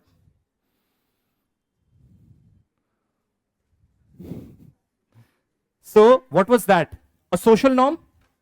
यस और नो? वरना वो बोलेंगे तो समाज को क्या मुंह दिखाएंगे हम। This is what comes. So those are the social norms and the laws that you come across. ये भी तो कल्चर का पार्ट है आपके। दूसरा, पार्लियामेंट के कानून, यस और नो? पॉलिटिकल सिस्टम का पार्ट हो गया वो, ये दोनों पॉलिटिकल सिस्टम का पार्ट है, ठीक है ना। वो थोड़ा फॉर्मल ज्यादा हो गया, ये थोड़ा इनफॉर्मल हो गया, क्योंकि ये जब मन करेगा चेंज हो जाएंगे, यस और नो? ये थोड़ा प्रॉपर मैकेनिज्म होता है इसको पास करने का। So do you realize that laws भी हमारे कल्चर का पार्ट है, राइट? आर्ट, आर्ट का मतलब सिर्फ सिंपल फॉर्म में लिखा है, बट ये बहुत बड़ी चीज है। GS1 के सिलेबस में आर्ट, आर्किटेक्चर, लिटरेचर लिखा है। तो यानी कि आर्ट, आर्किटेक्चर, लिटरेचर, अब ये हर चीज इसमें आएगी। यानी कि पेंटिंग्स, आपके अलग अलग फॉर्म्स के मॉन्यूमेंट्स, आपकी लिटरेचर, आपके ग्रंथ, आपकी हर चीज, स्कल्पचर्स, हर चीज इसमें आएगा। अब सुनो ध्यान से। अब मैं अगर आपसे पूछूं कि कल्चर के क्या क्या पार्ट्स हो सकते हैं, हर एक चीज को अगर दिमाग में रखोगे तो पूरे हजारों पन्नों के ऐसे लिख सकते हो। यस और no? Do you have the parameters now? Down do you realize that culture is such a wide word? Yes और नो? अब समझ में आया कल्चर क्या है? KBC MLA, ठीक है। चलो क्या है, अब बोर्ड में नहीं देखना, बताइए what is culture? KBC MLA, simple sense में, ठीक है। KBC MLA का होल, कॉम्प्लेक्स होल, यानी कि कलेक्शन है इन सब चीजों का कल्चर हमारा, ठीक है। किसने दिया है डेफिनेशन? मैंने कहां से दी? चलिए छोड़िए। एडवर्ड टायलर है एक व्यक्ति, ये एक एवोल्यूशनरी थिंकर होते हैं, उन्होंने दिया, आपको थिंकर का नाम याद नहीं रखना है, ठीक है। Any problem in the definition, a concept of culture? Culture is a complex whole of knowledge, belief, custom, moral, law, art. और सबके अंदर की चीजें पता लग गई, यस और नो? अब पता लग गया कल्चर कितना बड़ा चीज है। और ये चीज अब आर्ट, लिटरेचर की जब मैं बात कर रहा हूं, ये अभी का नहीं है, एंशिएंट, मेडिवल, मॉडर्न, अभी सबका आएगा। तो do you realise the gamut और the wide width of this word culture? Clear? Any problem ask, giving you 1 minute, पूछिए।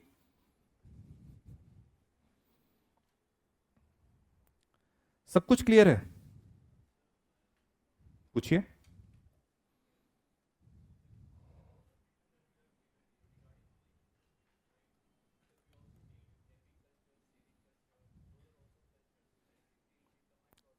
वेन आई एपिकल, हाँ टेल, स्पीक स्पीक, बोलिए।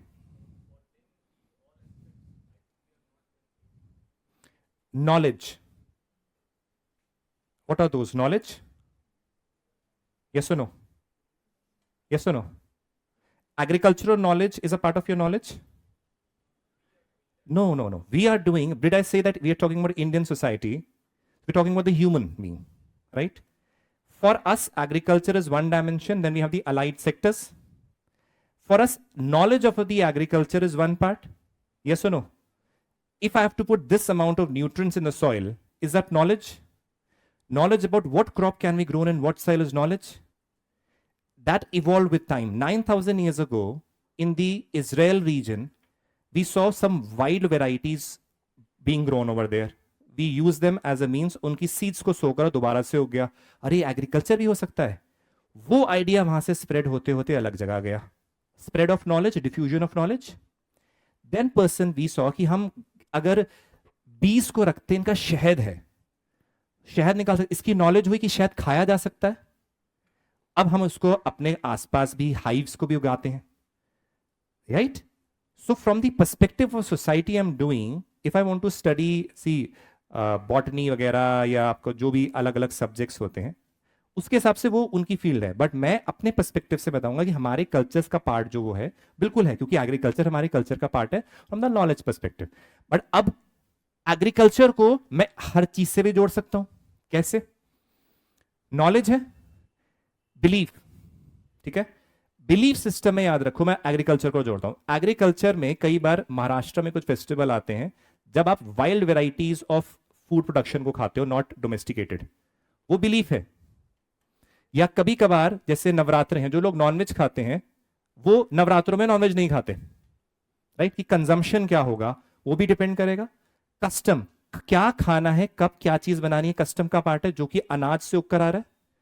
मॉरल, कि मुझे इस वाली प्रोडक्ट को ऐसे बनाना है, ऐसे करना है, या मैं फॉर दैट मैटर इस फिंगर से टीका लगाऊंगा उसका राइस का फूड प्रोडक्ट है। यानी कि एग्रीकल्चर से सोचे वो इसलिए डिनोट करते हैं कि प्रॉस्पेरिटी डिनोट करता है। क्यों आया वो बताओ, राइस क्यों आया? इसलिए आया क्योंकि पुराने टाइम में सोसाइटीज व एग्रीकल्चर, हंटिंग आने के बाद पेस्ट्रल, फिर agriculture societies I. Yes, agriculture society was known by the prosperity, because जब एग्रीकल्चर आया तो सोसाइटी सेटल हो पाई। सोसाइटी सेटल हो पाई तो पॉपुलेशन बढ़ पाई, तो उसने मार्क करा प्रॉस्पेरिटी। तो इस वजह से that denotes the prosperity, that is why टीके के टाइम पे प्रॉस्पेरिटी डिनोट करता है वो। समझ में आया? अब लॉ, अब एग्रीकल्चर के अंदर भी कानून होते हैं कि कभी कभार कुछ ट्राइबल लोग हैं, वो उनका एक फिक्स्ड पैटर्न है कि कब क्या क्रॉप उगानी है, कब क्या नहीं उगानी है, क्योंकि उनका नेचर का मैन का और स्पिरिट का एक रिलेशनशिप होता है। आर्ट, यानी कि आप देखते हो अभी गोवर्धन पूजा हुआ था, गोवर्धन पूजा में आप देखोगे कि आर्ट फॉर्म क्रिएट कर रखे थ्रू द रिमेन्स। कई बार अब गोबर भी इस्तेमाल होता है।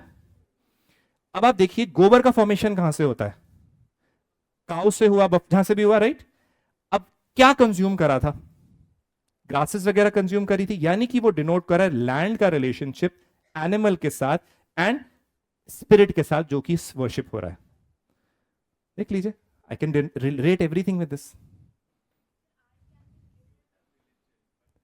I have related because civil service is about relationship. We cannot be in a cocoon with limited set of thinking. We have to widen the gamut. When I tell you something, अभी मैं उस दिन I was talking to very intellectual Hindu scholar Dehradun में, क्योंकि आप देखते हो बहुत सारे scholars होते हैं। He was telling me about Om, ठीक है? अब जब उनके साथ मैं डिस्कस कर रहा था, मैं सोचा ओम वर्ड क्या होगा। उन्होंने मुझे उसकी मीनिंग से लेके उसको अनंत नाग से जोड़ दिया। एंड उसने बोला कि he is writing a book which is right now 2000 पन्ने की हो चुकी है। Said he is writing right now compiling. अब देखो, उस वर्ड को सिर्फ ओम भी बोल सकता हूं मैं, बट उसको हर चीज से भी जोड़ सकता हूं। उसको मैं यूनिवर्सल वाइब्रेशंस अनंत नाग जो बोल, उससे भी जोड़ सकता हूं मैं। It is about your limit of relating and interpreting things. That is what is required here. Clear? ठीक है? Anything else? क्या हो गया, शांत क्यों हो गया ऐसे?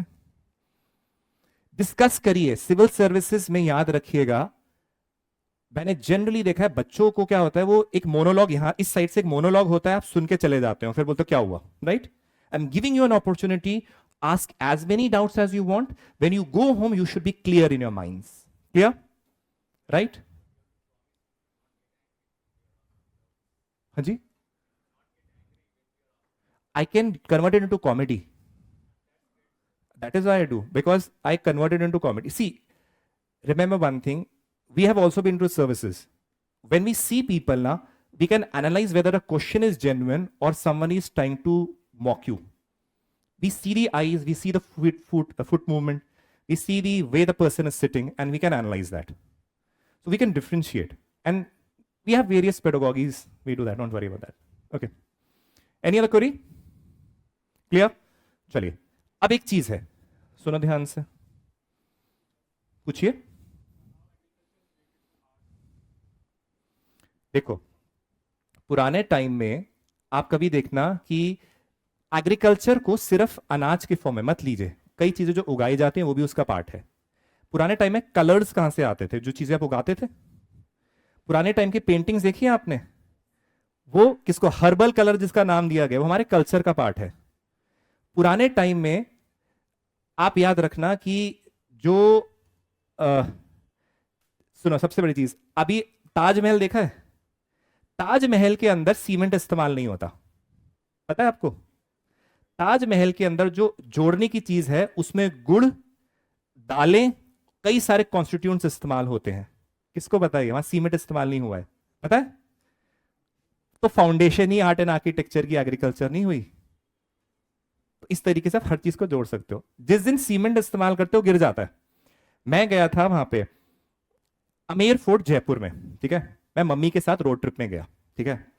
तो वहां गया, वहां क्या हुआ, अमेर फोर्ट में चूना जो होता है ना, उसकी फाइन क्वालिटी पुराने टाइम की थी, वो लगा रखी थी, ठीक है?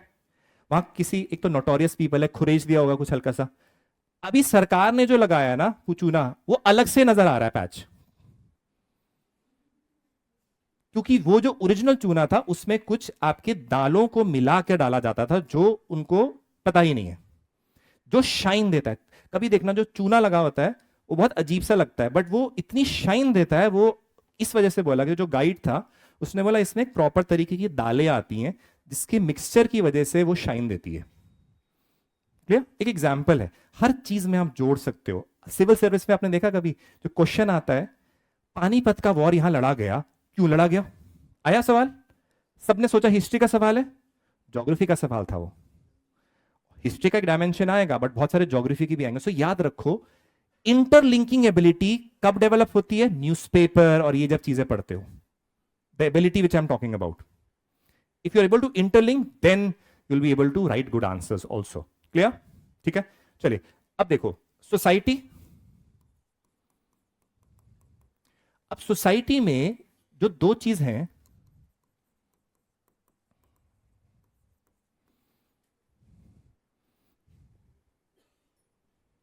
हाइट का फायदा,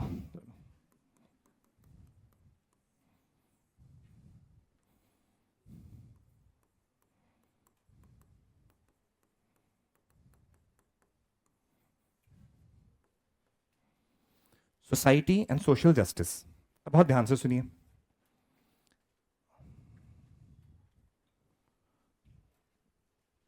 ये दो पार्ट्स आपने सुने हैं। जो ये वाला पार्ट है आप जनरली कहां देखते हो? जीएस पेपर 1 में, मेंस के, ठीक है ना? इसको कहां देखते हो? जीएस पेपर 2 में।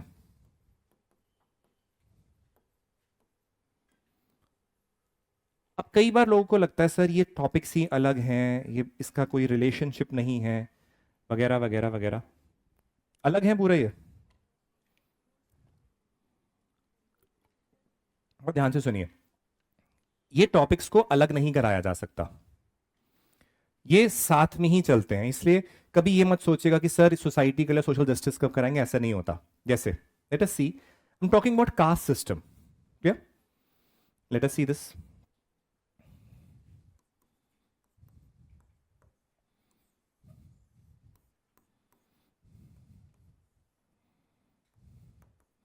आप अच्छी तरह से जानते हैं कि वर्ण व्यवस्था में 4 वर्ण हैं एंड शेड्यूल कास्ट पॉपुलेशन को वर्ण से बाहर रखा गया, राइट? इनको दलित भी बोला गया, हरिजन भी बोला गया, बहुत वर्ड से बोला गया, शेड्यूल कास्ट वर्ड भी इस्तेमाल करा गया। अब आप ये जो मैंने वर्ड लिखा आपको समझाया, क्या था ये? सोसाइटी की स्टडी, यस और नो? बट अगर मैं बोल रहा हूं इसकी वजह से कितनी कास्ट रिलेटेड प्रॉब्लम्स आई हैं, कास्ट रिलेटेड स्ट्रगल आया है, प्रॉब्लम्स हुए हैं, उनके प्रॉब्लम्स के लिए क्या प्रोविजन है, वो क्या है? जस्टिस की बात भी हो रही है। So whenever we are doing any topic, we are talking about that problem, that thing that is there, the issues that are there, what are the laws, what are the schemes that are there to resolve it.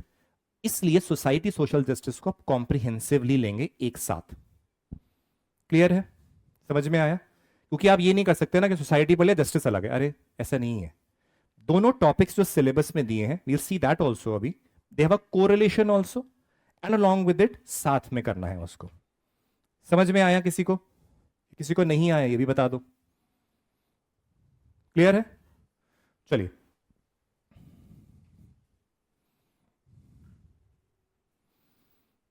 अब 1 minute के लिए society का जो part है GS paper 1 में, ठीक है, क्या है वो? पहला, salient features of the Indian society और डाइवर्सिटी ऑफ इंडिया, ये पहला शब्द है। सेलियंट फीचर्स क्या होता है? मतलब जो हम सोसाइटी में पढ़ने वाले हैं उसके ब्रीफ में चीजें, कि caste system, class system, religious diversity, racial diversity, multiple languages हैं, वगैरह वगैरह, ये सारी चीज डाइवर्सिटी। तो यानी कि पहला टॉपिक हम जनरली इससे स्टार्ट करते हैं, जिसमें हम लोग जो जो टॉपिक्स पढ़ेंगे उसको ब्रीफ में इसमें करते हैं, उनके फीचर्स हैं या कैरेक्टरिस्टिक्स हैं। सिमिलरली डाइवर्सिटी, इंडिया में डाइवर्सिटी है, कैसी कैसी डाइवर्सिटी है बताओगे कोई? एक एक करके देखते हैं, रुको, एक मिनट। Language, religion, caste, class, cultural, चलो ओवरऑल ये भी ले लो, देन रेशियल ले लेता हूं, रेशियल क्या, जियोग्राफिकल डाइवर्सिटी, हम वो तो चलो ज्योग्राफी का पार्ट हो गया, हम इंडियन सोसाइटी के इंसान के पर्सपेक्टिव से बात करें जो उसके कल्चरल फीचर्स हैं। और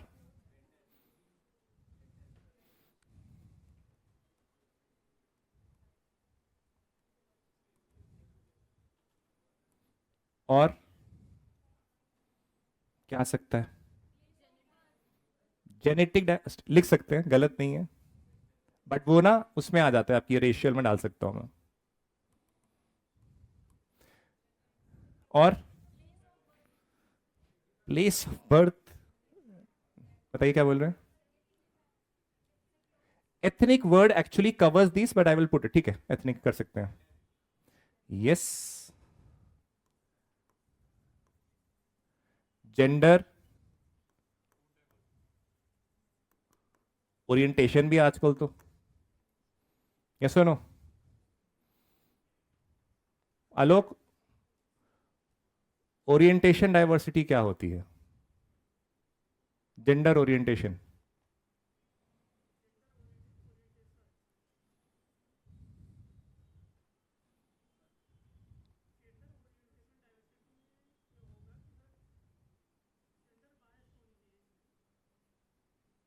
जेंडर, ओके, नहीं थोड़ा सा गलत हो गया, आप बताइए, व्हाट इज जेंडर ओरिएंटेशन?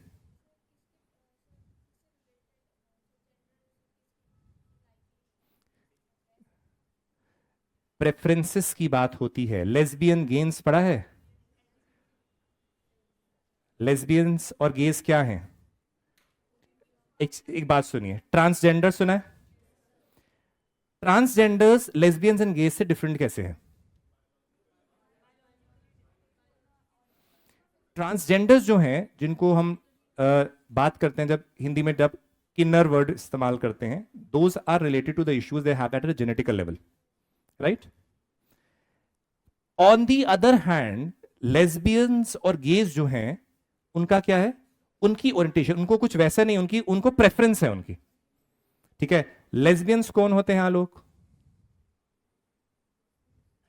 सुना है लेस्बियन? रुको रुको, शर्मा क्यों रहे हो? बताओ बताओ बताओ। सी, इंटरव्यू में जब बैठोगे, इंटरव्यू पैनल जब बोलेगा आपको, नहीं सर मैं नहीं बताऊंगा आपको, ऐसे बोलोगे? बताओ।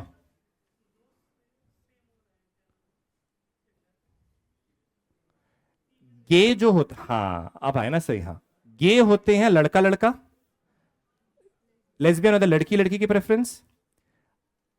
एसेक्सुअल कौन होता है? वो बाइसेक्सुअल होता है। सुनो, जैसे क्या नाम है आपका? आदर्श। अगर आदर्श को मैं बोलूं बाइसेक्सुअल तो क्या होगा? आदर्श बताओ, खड़े हो जाओ। कौन दोनों में? ठीक है, समझ में आ गया अब। ठीक है, आदर्श अगर बाइसेक्सुअल है तो उसको क्या होगा? दोनों में, दोनों और अदर, हाँ होगा।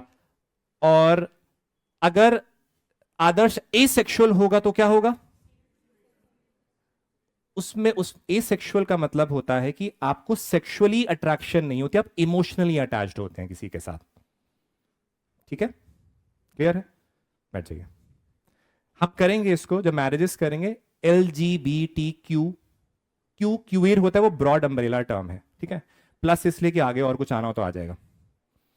क्लियर है? सो बहुत सारी चीजें हैं, इन सब में हम देखेंगे। Clear? Then role of women and women organization, नारी शक्ति, नारी का क्या रोल है? ठीक है, जैसे फॉर एग्जाम्पल विमेन का कंट्रीब्यूशन इकोनॉमी में कितना है परसेंटेज जीडीपी में? एनीबडी? 18% है सिर्फ। है कितनी? 50%। रोल कितना है? 18%। क्लियर? सो इसी वजह से आजकल आया था कि जो unpaid work, labour, domestic work है, उसको भी रिकॉग्नाइज करो। राइट, सस्टेनेबल डेवलपमेंट गोल भी बोलता है इसको। और भी रिसेंटली आर्टिकल मैंने एनालाइज करा था यूट्यूब में, उसमें भी लिखा था पूरा का पूरा।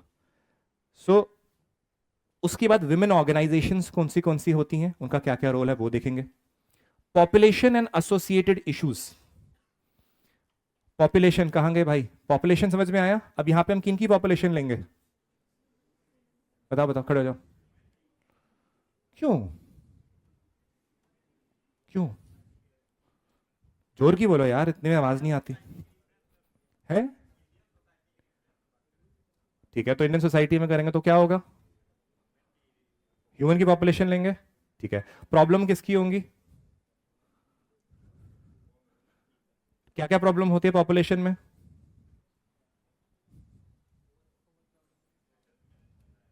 जोर की बोलो।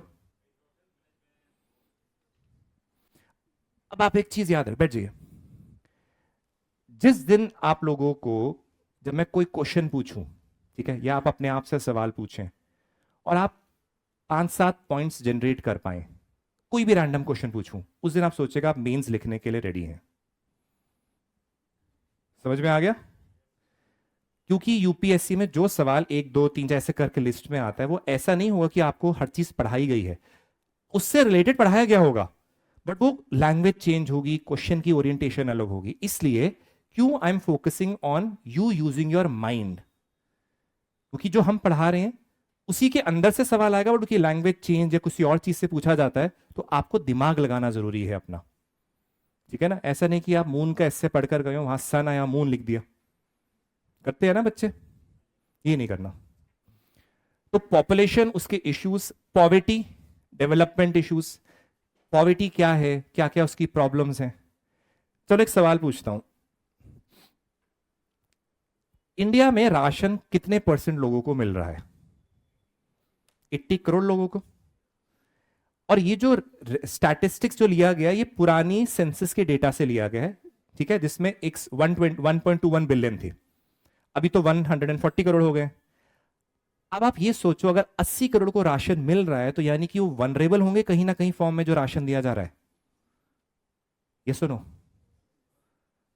इन अ वे है या नहीं, तभी दिया जा रहा है। तो गरीबी जो इंडिया में है वो है बहुत ज्यादा, हम स्टैटिस्टिकली भी देखेंगे।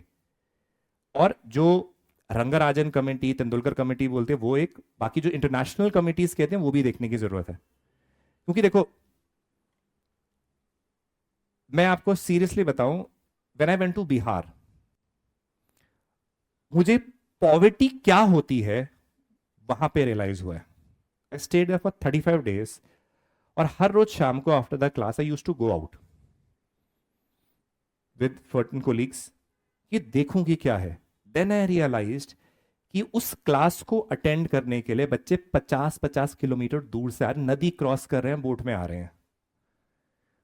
उस दिन, I am telling you, one day what happened, I was little unwell, but उससे 2-3 दिन पहले मैंने ये चीज देखी थी। In spite of having fever I went, because मुझे ये पता है कि वो कितने सारे बच्चे, 50, एक बच्चा ट्रेन से आ रहा है कहीं से सिर्फ क्लास अटेंड कर लूं, एक बोट से आ रहा है, रहता कहां पर है, एक छोटी सी हट सी है जहां रहता है, जहां पे प्रॉब्लम है, बट वो क्यों आता है? क्योंकि पीडब्ल्यू में उनको लाइब्रेरी मिली है, एसी में बैठ जाते हैं, फूड भी हम प्रोवाइड हो जाता है कितनी बार केसेस में वो उसका यूज करने के लिए।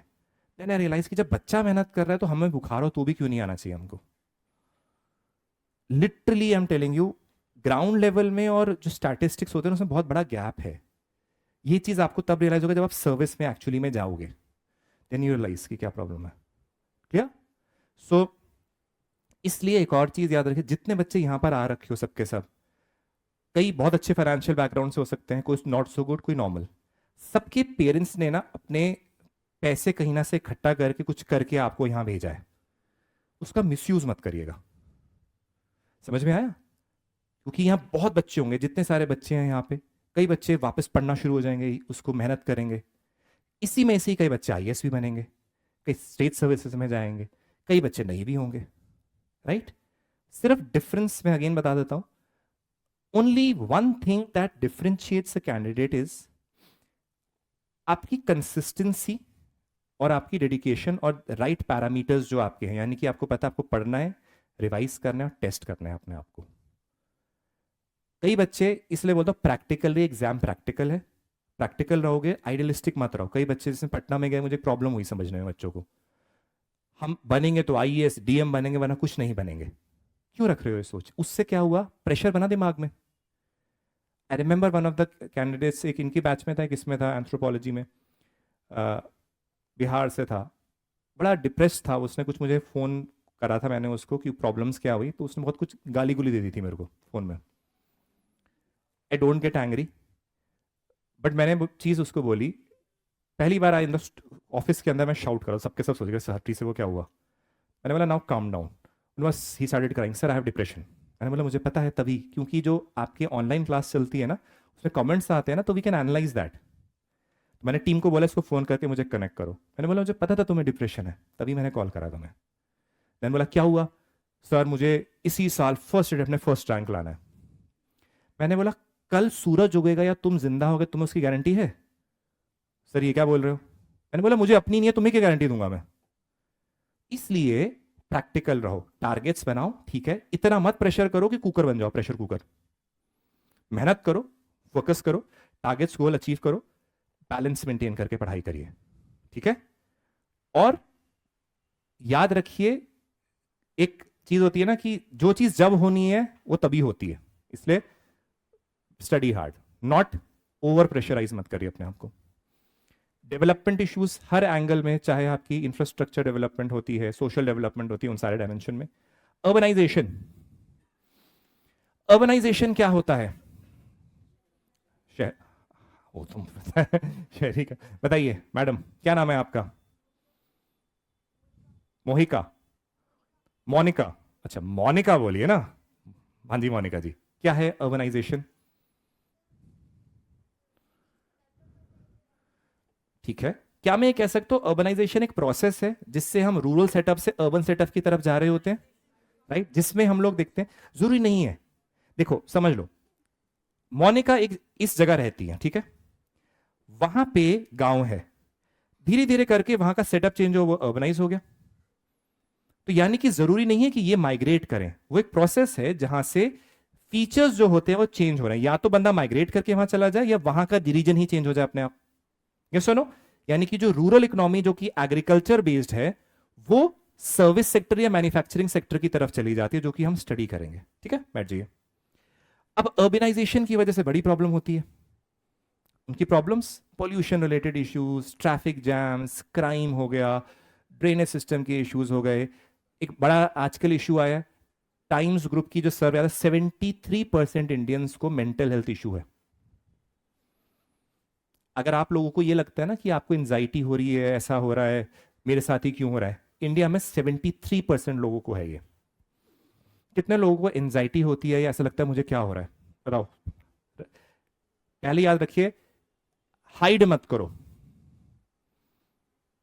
किसी को नहीं हो रहा, रेज करिए हैंड जिसको लगता है होता है। तो it is again something normal, उसको मैनेज करिए, be with the right set of people. 73%। तो ये क्या है, ये कब बूस्ट होता है? जब आप शहर में होते हैं, इसमें लोनलीनेस बहुत इंपॉर्टेंट रोल होता है। जैसे अब आलोक हैं, छड़े, चिंता ही नहीं है कुछ, है ना, चलो ना, दुखी हो? क्या कष्ट है? वही तो बोल रहा हूं, कोई कष्ट ही नहीं है। चिल। सो सी अगेन, शहर में जब आप होते हैं बहुत सारी चीजें होती हैं, लाइक फॉर एग्जांपल आप रूरल एरियाज में होते हैं, आपकी फैमिली साथ में होती है। उस अर्बनाइजेशन इज जनरली बहुत बार एसोसिएट होता है movement for the jobs, right? You are alone there. yes, better education, work, job, so we see a lot of culture of anxiety and depression there. जब मैं पीडब्ल्यू के headquarters में होता हूँ नोएडा में, तो नोएडा वन जहाँ पे अलग सर वगैरह होते हैं हम लोग, तो वहाँ पे हम देखते हैं कि सब लोग काम वाम करे, बहुत अच्छा वर्क कल्चर है। But we realize many people I seen जब वापस जाते हैं स्टेइंग अलोन, तो देन वी सी कि कैसे प्रॉब्लमैटिक सिचुएशन आती है। I seen many people in depression, many people in anxiety. क्यों? सब चीज़ फेक हो जाती है, क्योंकि आपके दोस्त आए ही करे चले गए वापस, फिर आप अकेले होते हो। That is having right set of friends is very important also, right? Remedies क्या है वो देखेंगे। Effects of globalisation. ग्लोबलाइजेशन क्या होता है? बताइए आप, क्या नाम है? आकांक्षा, बताइए। या ओके, चलो बताइए। थोड़ी सी वॉल्यूम तेज करिएगा, थोड़ी सी और, आवाज नहीं आ रही मेरे को।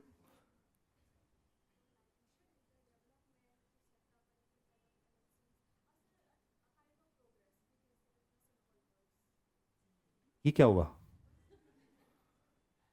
एक बात सुनो, ठीक है, कोई और, will come to you. You are not completely wrong. आपने उसका एक एग्जाम्पल दिया, yes. Ma'am with the scarf, what do you mean by globalisation?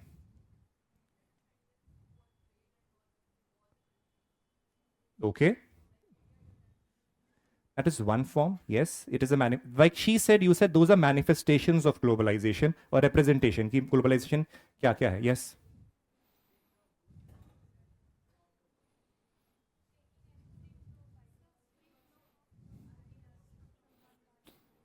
सब लोग दे रहे हो, गलत नहीं है।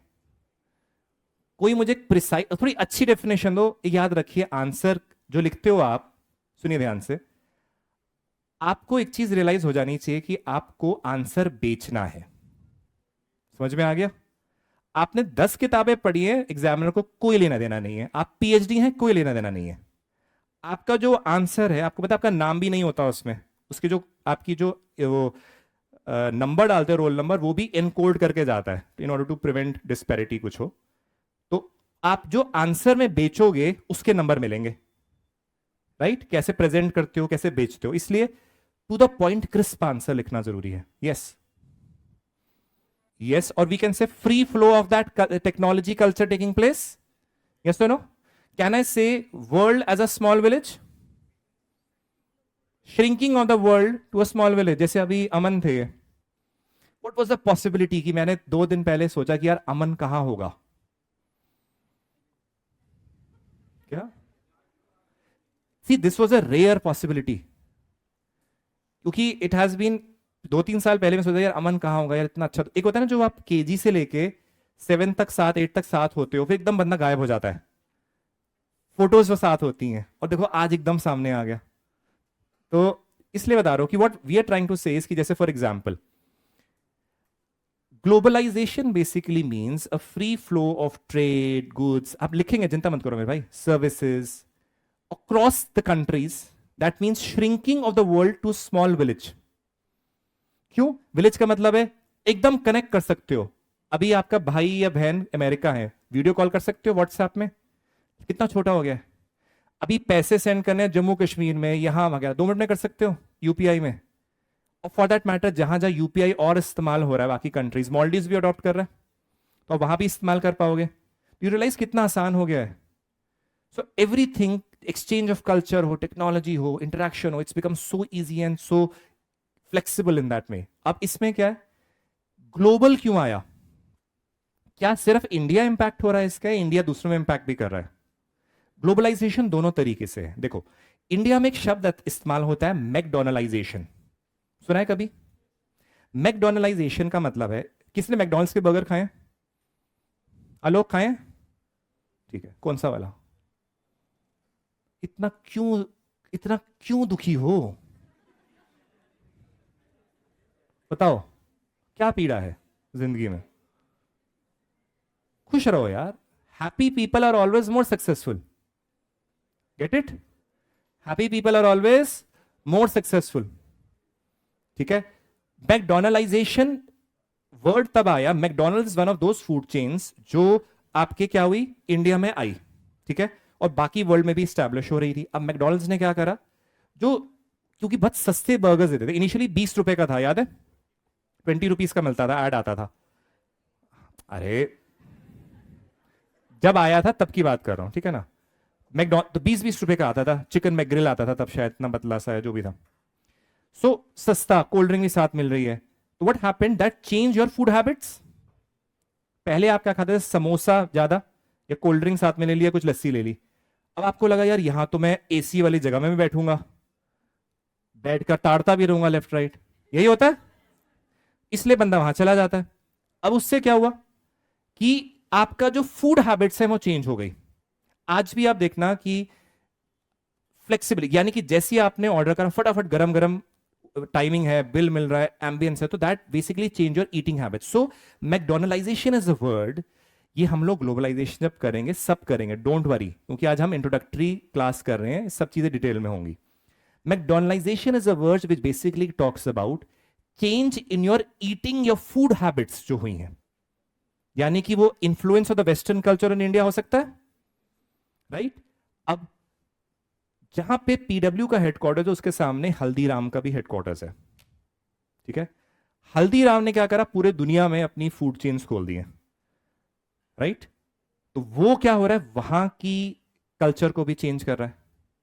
सो याद रखिए, ग्लोबलाइजेशन का मतलब ये नहीं कि वेस्टर्न सोसाइटी का हमारे में impact, we are also impacting the other culture. हर 7वां बंदा इंडियन है यार, हाँ या ना? तो वो तो होना ही है. So that is a thing. So जब हम ग्लोबलाइजेशन करेंगे, we will see from the both the perspectives. Clear? Next, social empowerment. क्या होता है? empower करना. चलो. Yes madam. What do you mean by social empowerment? क्या हो गया? एक बात सुनो. social तो पढ़ाया है. empower का मतलब क्या हुआ? पावर देना. किसी चीज को कुछ शक्ति देना या पावर देना हो गया. सोसाइटी में मैं किसी को पावर दे तो जनरली उनको दे रहा हूं जो थोड़े वनरेबल होंगे. यानी कि सोशल एम्पावरमेंट का मतलब यह हुआ कि मैं उन सेक्शंस को फैसिलिटेट कर रहा हूं या पावर दे रहा हूं थ्रू स्कीम्स, थ्रू लॉज या थ्रू मींस या फैसिलिटेशन, ताकि वो इक्विटेबल पेडेस्टल में आ सके. यस और नो? तो आप याद रखिए, आप वर्ड को तोड़कर ही उसका मीनिंग निकालिए. जैसे अच्छा, वनरेबल सेक्शन वर्ड इस्तेमाल करा. अब आप देखोगे अगले उसमें भी वनरेबल सेक्शन आ जाएगा. पेपर 2 है सोशल जस्टिस का. Everything is related, we will do that. तो बताओ, समझ लो you are prime minister of India. ठीक है. क्या हो गया? अब आपको सोशल एम्पावरमेंट करनी है, तो किन सेक्शन ऑफ सोसाइटी को एम्पावर करोगे? जोर की बोलिए. हैं? अब आप देखिए, ये everybody over here, let us assume, सोचो प्राइम मिनिस्टर छोड़ो, चीफ सेक्रेटरीज ऑफ स्टेट्स के, ठीक है, सबके सब. You are all chief secretaries and you have the authority. Chief secretary highest IAS officer of the state होता है. Now you have the power to socially empower people. I will ask you one by one, आपका answer बताइए, किसको empower करेंगे? अरे एक minute, पूछने दो मेरे को. आप बताओ किसको? दो चीज लर्निंग याद रखिएगा. एक चीज,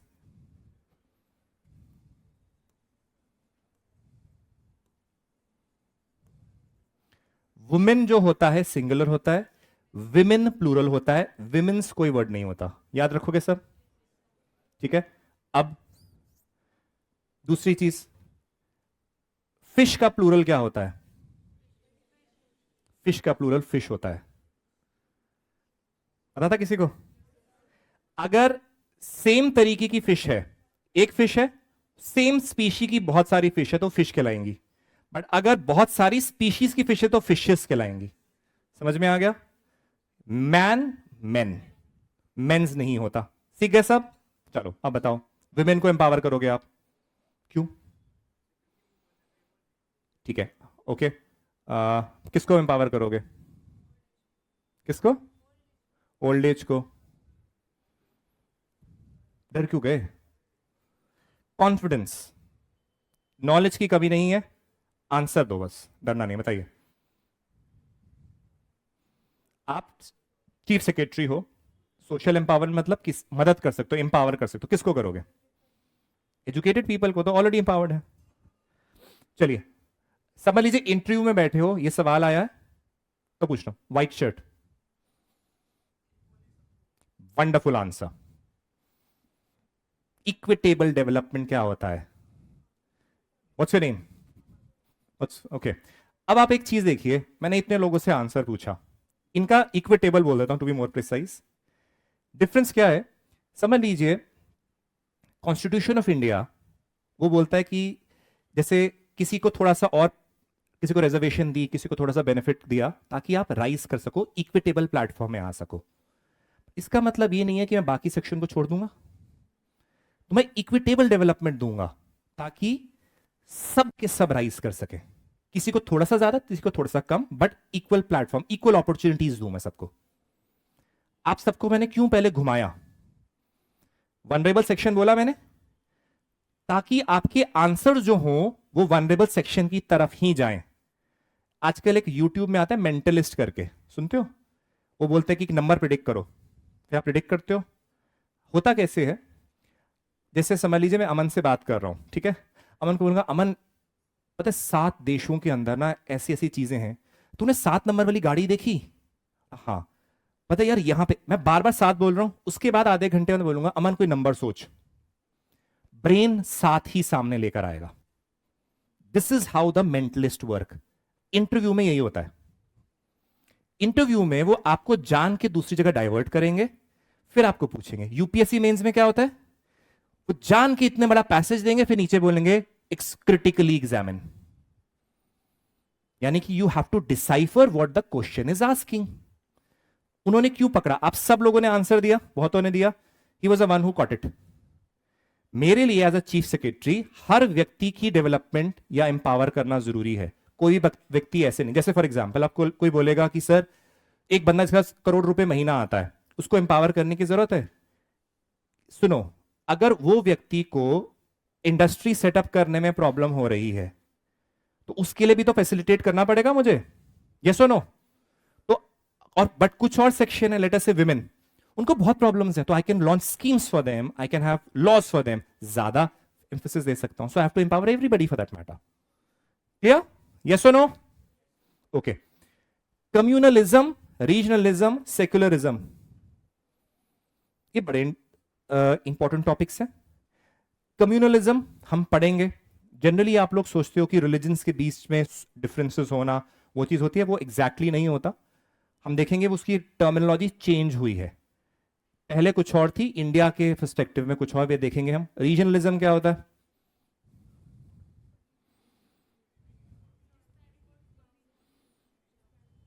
बताइए क्या है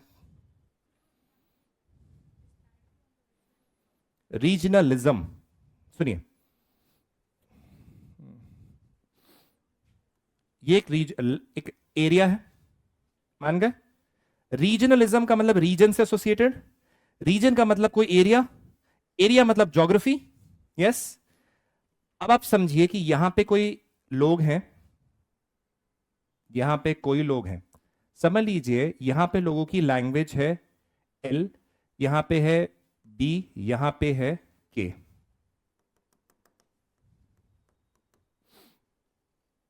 इंडिया में लिंग्विस्टिक डिवीजन ऑफ स्टेट्स है, महाराष्ट्र, गुजरात, कर्नाटका, सब है ना? क्या है वो?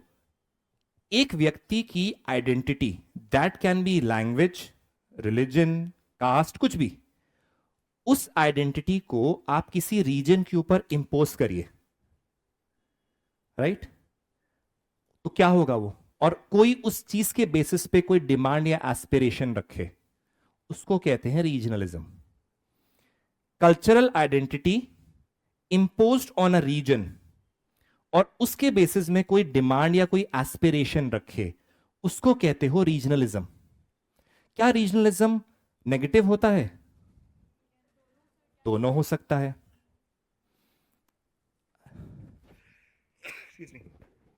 जैसे उत्तराखंड 2000 में फॉर्म हुआ, ठीक है। उत्तराखंड की फॉर्मेशन का रीजन बोला गया कि, अच्छा आप तो उत्तर प्रदेश में ही हो, ठीक है ना, बोला गया कि पहाड़ों के इलाकों से भी पैसा आता है, बहुत सारा कुछ लखनऊ के आसपास लग जाता है, पहाड़ी इलाके जो हैं वो ऐसे ही रह गए, ठीक है। तो उस टाइम उत्तराखंड क्रांति दल फॉर्म हुआ जिसने बोला कि हमें ये स्टेट अलग चाहिए, ठीक है। तो बहुत प्रोटेस्ट हुआ, बहुत प्रॉब्लम्स हुई, लास्ट में अटल बिहारी वाजपेयी गवर्नमेंट ने अग्री करा और अलग स्टेट फॉर्म करी। वो किस लिए डिमांड थी? कि प्रोग्रेस हो स्टेट की। ऑन दी अदर हैंड, अगर मैं ये क्या, ये इंडिया की इंटेग्रिटी के खिलाफ नहीं जा रहा है, राइट? ना इंडिया के सॉवरेनिटी के खिलाफ जा रहा है, ना इंडिया की यूनिटी के खिलाफ जा रहा है, तो कोई प्रॉब्लम नहीं है। बट अब मैं कुछ चीजें बोलता हूं, उनको ध्यान से सुनिए। ग्रेटर नागालैंड का issue, Kashmiri separatist movement, Khalistani movement, these are going against the integrity of India. So these are negative form of regionalism. ये कभी भी एक्सेप्टेबल नहीं होगा। आप विद इन द कंट्री मांगो कि हमें कुछ ऐसा चाहिए, ये चाहिए, with in the constitutional dimension, it is fine. वो देखेंगे कि एडमिनिस्ट्रेटिवली वाइबल है या नहीं है, इकोनॉमिकली वाइबल नहीं है, तो स्टेट क्रिएट हो सकती है। बट अगर आप इंडिया की यूनिटी एंड इंटेग्रिटी के खिलाफ जाओगे तो वो रीजनलिज्म नेगेटिव हो जाएगा। क्लियर? तो regionalism can be positive as well as negative. Secularism, secularism का मतलब क्या होता है? हैंड रेज करिए।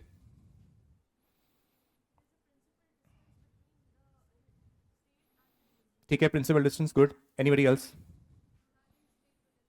Yes, that is the answer. याद रखो, स्टेट का अपना कोई रिलीजन नहीं है, ये है सबसे प्रिसाइज डेफिनेशन। इंडिया का कोई स्टेट रिलीजन है? नहीं है। पाकिस्तान का कोई स्टेट रिलीजन है? यस है। तो वो सेक्युलर कंट्री नहीं है from the definition of the word secular. ठीक है, हम डिटेल में करेंगे जब इसको करते हैं। नेक्स्ट, ये है जीएस पेपर 2 में सोशल जस्टिस। इसमें क्या, welfare schemes of vulnerable sections. Vulnerable section कौन होंगे? लेट अस से women, tribals, scheduled castes, scheduled tribe, OBC, economically weaker sections, specially abled, marginalized अपने आप में जनरल वर्ड है, specially abled, elderly, children. Yes और नो?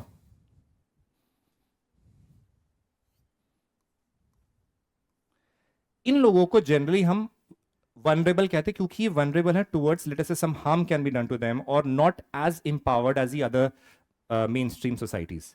तो इनके पर्सपेक्टिव में, इनके डायमेंशन में स्टडी करेंगे क्या प्रॉब्लम्स है, कुछ करंट अफेयर्स में आ रहे, तभी याद रखिएगा। Every day in PW only IAS English channel में I put the current affairs in English. उसमें ये सारी चीजें एसोसिएटेड आती हैं जो पूरा हिंदू का एनालिसिस होता है। हम जो यहां पे करेंगे, we will be doing static and little bit current affairs, but every day जो करंट अफेयर्स होगा वो उसके अंदर आता है। If you want to get updated, you can refer to that. इसमें अगेन क्या क्या स्कीम्स हैं, क्या क्या डायमेंशन है, क्या लॉज हैं, वो सारी चीजें आएंगी। Issues related to development and management of social service sectors, health issues, education, human resource, again poverty and hunger. Do you realize कि दोनों टॉपिक्स एक दूसरे से एसोसिएटेड हैं, बिल्कुल अलग नहीं है, वही चीजें हैं। आपका सिर्फ क्वेश्चन को वो पूछेंगे किस तरीके से, वो डिपेंड करता है, वो विल टीच यू ऑल्सो। तो topic is same, her topic को डिटेल में पढ़ना है, अंडरस्टैंड करना है, समझना है और आगे बढ़ना है। क्लियर है? अब एक चीज ध्यान से सुनो, यूपीएससी में सवाल जो सोसाइटी सोशल जस्टिस में आते हैं वो बहुत सारे तरीके के हो सकते हैं। उसमें उसमें ये याद रखिएगा, जैसे एक सवाल होता है, एक कैटेगरी ऑफ सवाल होता है कि डायरेक्ट सवाल, जैसे urbanisation, what is urbanisation, what are the issues and how can you resolve them. Direct सवाल, सिलेबस में मेंशन्ड है, उसको वर्ड को उठाया और बोल दिया भाई बता दो इसके बारे में। ये आते भी हैं और आ भी रखे हैं। दूसरा सवाल,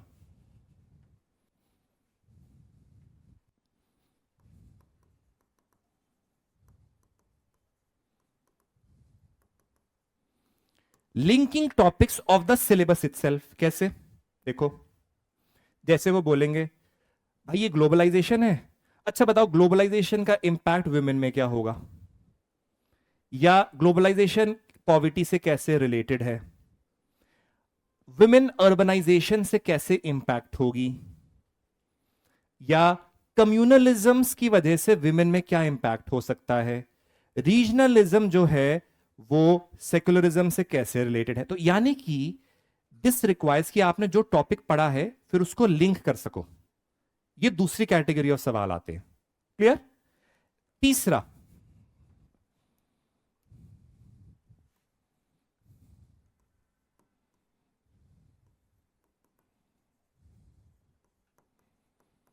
सिंपल करंट अफेयर का सवाल जो कि सिलेबस से उठाया होता है। जैसे समझ लीजिए विमेन रिजर्वेशन के लिए आपका कानून है, ठीक है, अभी लागू नहीं हुआ, डिलिमिटेशन जब होगी दोबारा लागू बाद में होगा, तो यानी कि वो विमेन से रिलेटेड है बट बिल्कुल करंट अफेयर का है। तो वो पूछेंगे कि what is women reservation will write arguments in favour और अगेंस्ट, तो यानी कि वो सिंपल करंट अफेयर का but topic related to the syllabus. चौथा जो है जो कि रेलेवेंट है, जो कि होता है इसका 1+3 का कॉम्बिनेशन, जिसमें क्या आता है, जैसे कि वो पूछेंगे कि कोई भी टॉपिक सिलेबस से साथ में पूछेंगे in association with this thing, यानी कि वो स्टैटिक को और करंट को थोड़ा और जोड़ देते हैं और दोनों का रोल होता है। इसलिए आपको क्या याद रखना है, सिंपल चीज में जो जो क्लास में कराया जा रहा है, जो चीजें आपको बताई जा रही हैं उनको बहुत ध्यान से सुनना है। अब कुछ चीजें समझ लीजिए, ये समझ में आया कि किस तरीके के सवाल आते हैं। एनी क्वेश्चन ऑन दिस, बताइए पहले, कुछ पूछना चाहते हैं? यस और no? Now see how you have to study approach.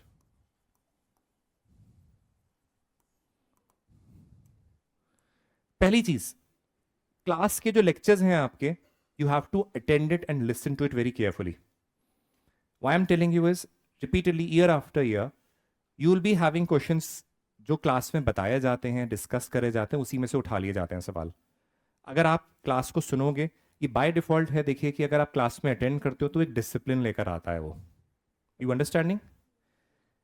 Class, और याद रखिए एक फैक्ट है, ऑनलाइन के अपना एडवांटेजेस है, अपने डिसएडवांटेजेस भी हैं, ऑफलाइन के भी एडवांटेज डिसएडवांटेज है, बट जब आप क्लास में होते हो, फेस टू फेस होते हो, देन डिसिप्लिन भी इंप्रूव होता है कि you are attending, provided you are attending, दिमाग कहीं और ना हो। तो क्लास को अटेंड करिए, इमरजेंसी हो तो ऑनलाइन देख लीजिएगा। तो पहली चीज है class lectures, listen to that very very carefully. साथ में आप अच्छी तरह से जानते हैं कि आपके नोट्स भी अपलोड हो जाते हैं, यस और नो? अब जो सेकंड चीज है,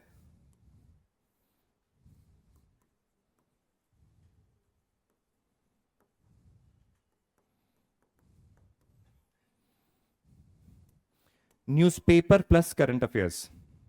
देखो, करंट अफेयर्स आप किसी भी मैगजीन की करते हो, किसी भी इंस्टीट्यूट की करते हो, मुझे नहीं पता, वो आपके ऊपर है, मैं कभी कुछ नहीं बोलता। सिर्फ चीज ये होती है कि एक मैगजीन करिए, चाहे पीडब्ल्यू की करते हैं किसी, आपके ऊपर है, वन, रेफर टू वन। दूसरा, न्यूज़पेपर रीडिंग को मैंडेटरी बनाइए। क्लियर? जिसकी इंग्लिश में वीक है start with times of India, जिसकी ठीक है इंडियन एक्सप्रेस से कर ले, नहीं होता द हिंदू ठीक हो गया तो हिंदू ले लीजिए। टेलीग्राम अकाउंट में मेरा हमेशा द हिंदू में डाल दिया था, आज भी सुबह डाल दिया था मैंने, जिसको डाउनलोड करना है कर लीजिए। क्लियर?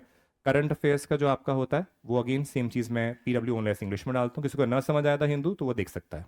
ठीक है, next,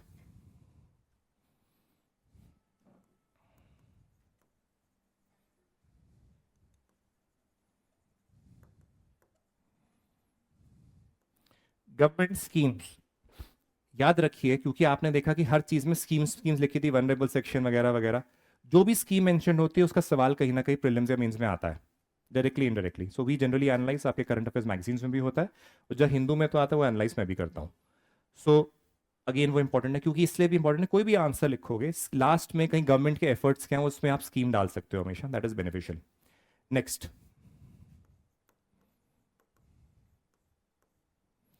administrative reform commission, second ARC बोलते हैं।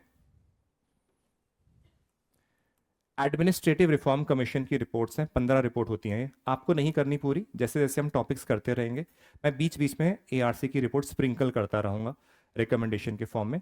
वो जब आप आंसर लिखते हो तो आप उसमें जब ऐड करते हो तो नंबर अच्छे मिलते हैं। ठीक है, ये स्ट्रैटेजी है आपकी। कोई सवाल?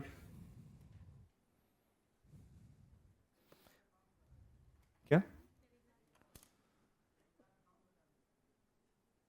ओके,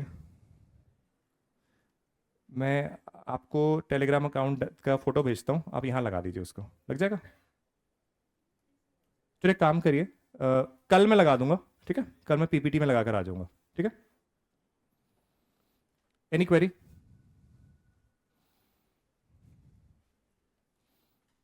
बताइए। स्ट्रैटेजी चीज याद, एक चीज और बताता हूँ। बताइए बताइए, कुछ सवाल पूछिए।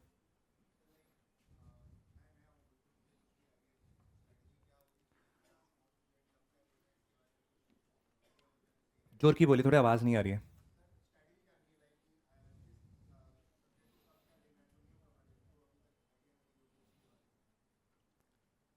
सब्जेक्ट कौन सा लेना है? अच्छा सी, ये पहले सब्जेक्ट याद रख बैठिए। सोसाइटी का ना एक बड़ा एडवांटेज है पढ़ने का, बताता हूँ सुनो। जिसने सारे सब्जेक्ट्स पढ़ लिए होते हैं उसके लिए भी एडवांटेज होती है क्योंकि उसने सब्जेक्ट्स पढ़े हैं। जिसने कुछ भी नहीं पढ़ा ना, उसके लिए भी एडवांटेज है। कैसे? Society covers all subjects. तो जब आप सोसाइटी पढ़ोगे तो ऑटोमेटिकली हम सारे टॉपिक्स जब कवर करेंगे तो आपको एक ब्रॉड आइडिया लग जाएगा कि सिविल सर्विसेज में है क्या।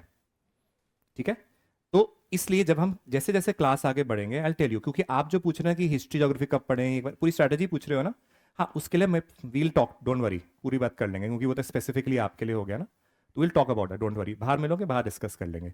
सो वो तो सब्जेक्ट वाइज हो गया, related to the subject I am asking. इससे रिलेटेड कुछ चीज पूछनी है?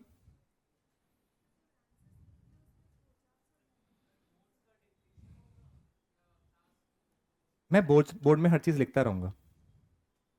हाँ जी। और फ्लो चार्ट्स एंड डायग्राम्स को कैसे करें, मार्क्स मिलते हैं सर, देखो चलो। जैसे समझो आप लिख रहे हो, रीजनलिज्म का सवाल चल रहा है, ठीक है, आपने आंसर लिख लिया, बट आपका नाम क्या है? साक्षी। साक्षी ने बोला सर कि डायग्राम कुछ ऐड करना है, कुछ उससे कैसे ऐड करें, ठीक है। जैसे फॉर एग्जांपल आप आंसर लिख रहे हो, तो जैसे आपने देखा यूं,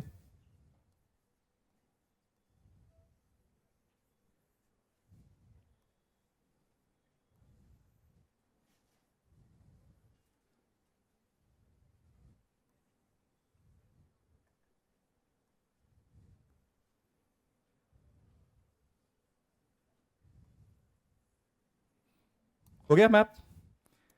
अब रीजनलिज्म की बात हो रही है। अब रीजनलिज्म में मुझे पता है कि कोई इश्यूज आ गए तो मैं बहुत सारी चीजों को मार्क कर सकता हूं। जैसे फॉर एग्जांपल यहां पे मैंने बोला लद्दाख रिलेटेड इशू आ रहा है।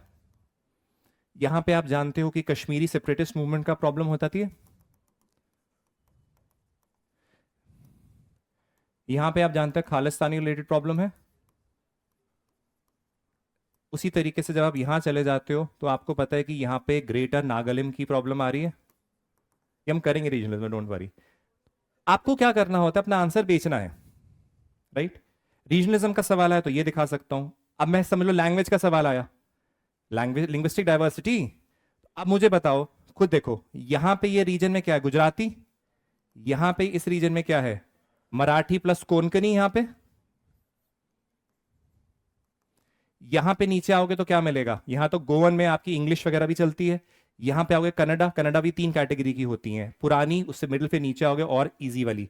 यहां पे आओगे तमिल, वहां आओगे मलयालम। ये हो गया। तो आपको अपना जो हैंड का मूवमेंट है वो डायग्राम और मैप फ्रेंडली बनाना है। मैप से सबसे ज्यादा नंबर मिलते हैं। फ्लो चार्ट का भी है, फ्लो चार्ट का रोल होता है कि किसी चीज को इजीली डिनोट करें। अब इसमें आप देखोगे कि आपके सामने मैंने मैप बनाया, इस बोर्ड में बनाने में थोड़ा टाइम लगता है। I can make it in 4 seconds to 5 seconds, India का मैप। तो इससे क्या होता है, आपका एक नंबर ऐड हो जाता है। तो बेचना है अपने आंसर को, कैसे भी बेचो वो आपके ऊपर है, ठीक है। अब जब मैं क्लास में करूंगा, क्वेश्चंस आपके, तो पॉपुलेशन कराऊंगा तो पॉपुलेशन का मैप, पॉपुलेशन का डिस्ट्रीब्यूशन, सेक्स रेशियो का मैप, इन सबके मैप साथ में बनाऊंगा आपके लिए। अर्बनाइजेशन का मैप, ठीक है। उससे क्या होगा, आपको आदत भी पड़ जाएगी मैप बनाने की और आपके लिए आसान हो जाएगा। क्लियर है? Any problem? और बताइए। ठीक है, गुड टू गो। कल फिर मिलते हैं इसी समय।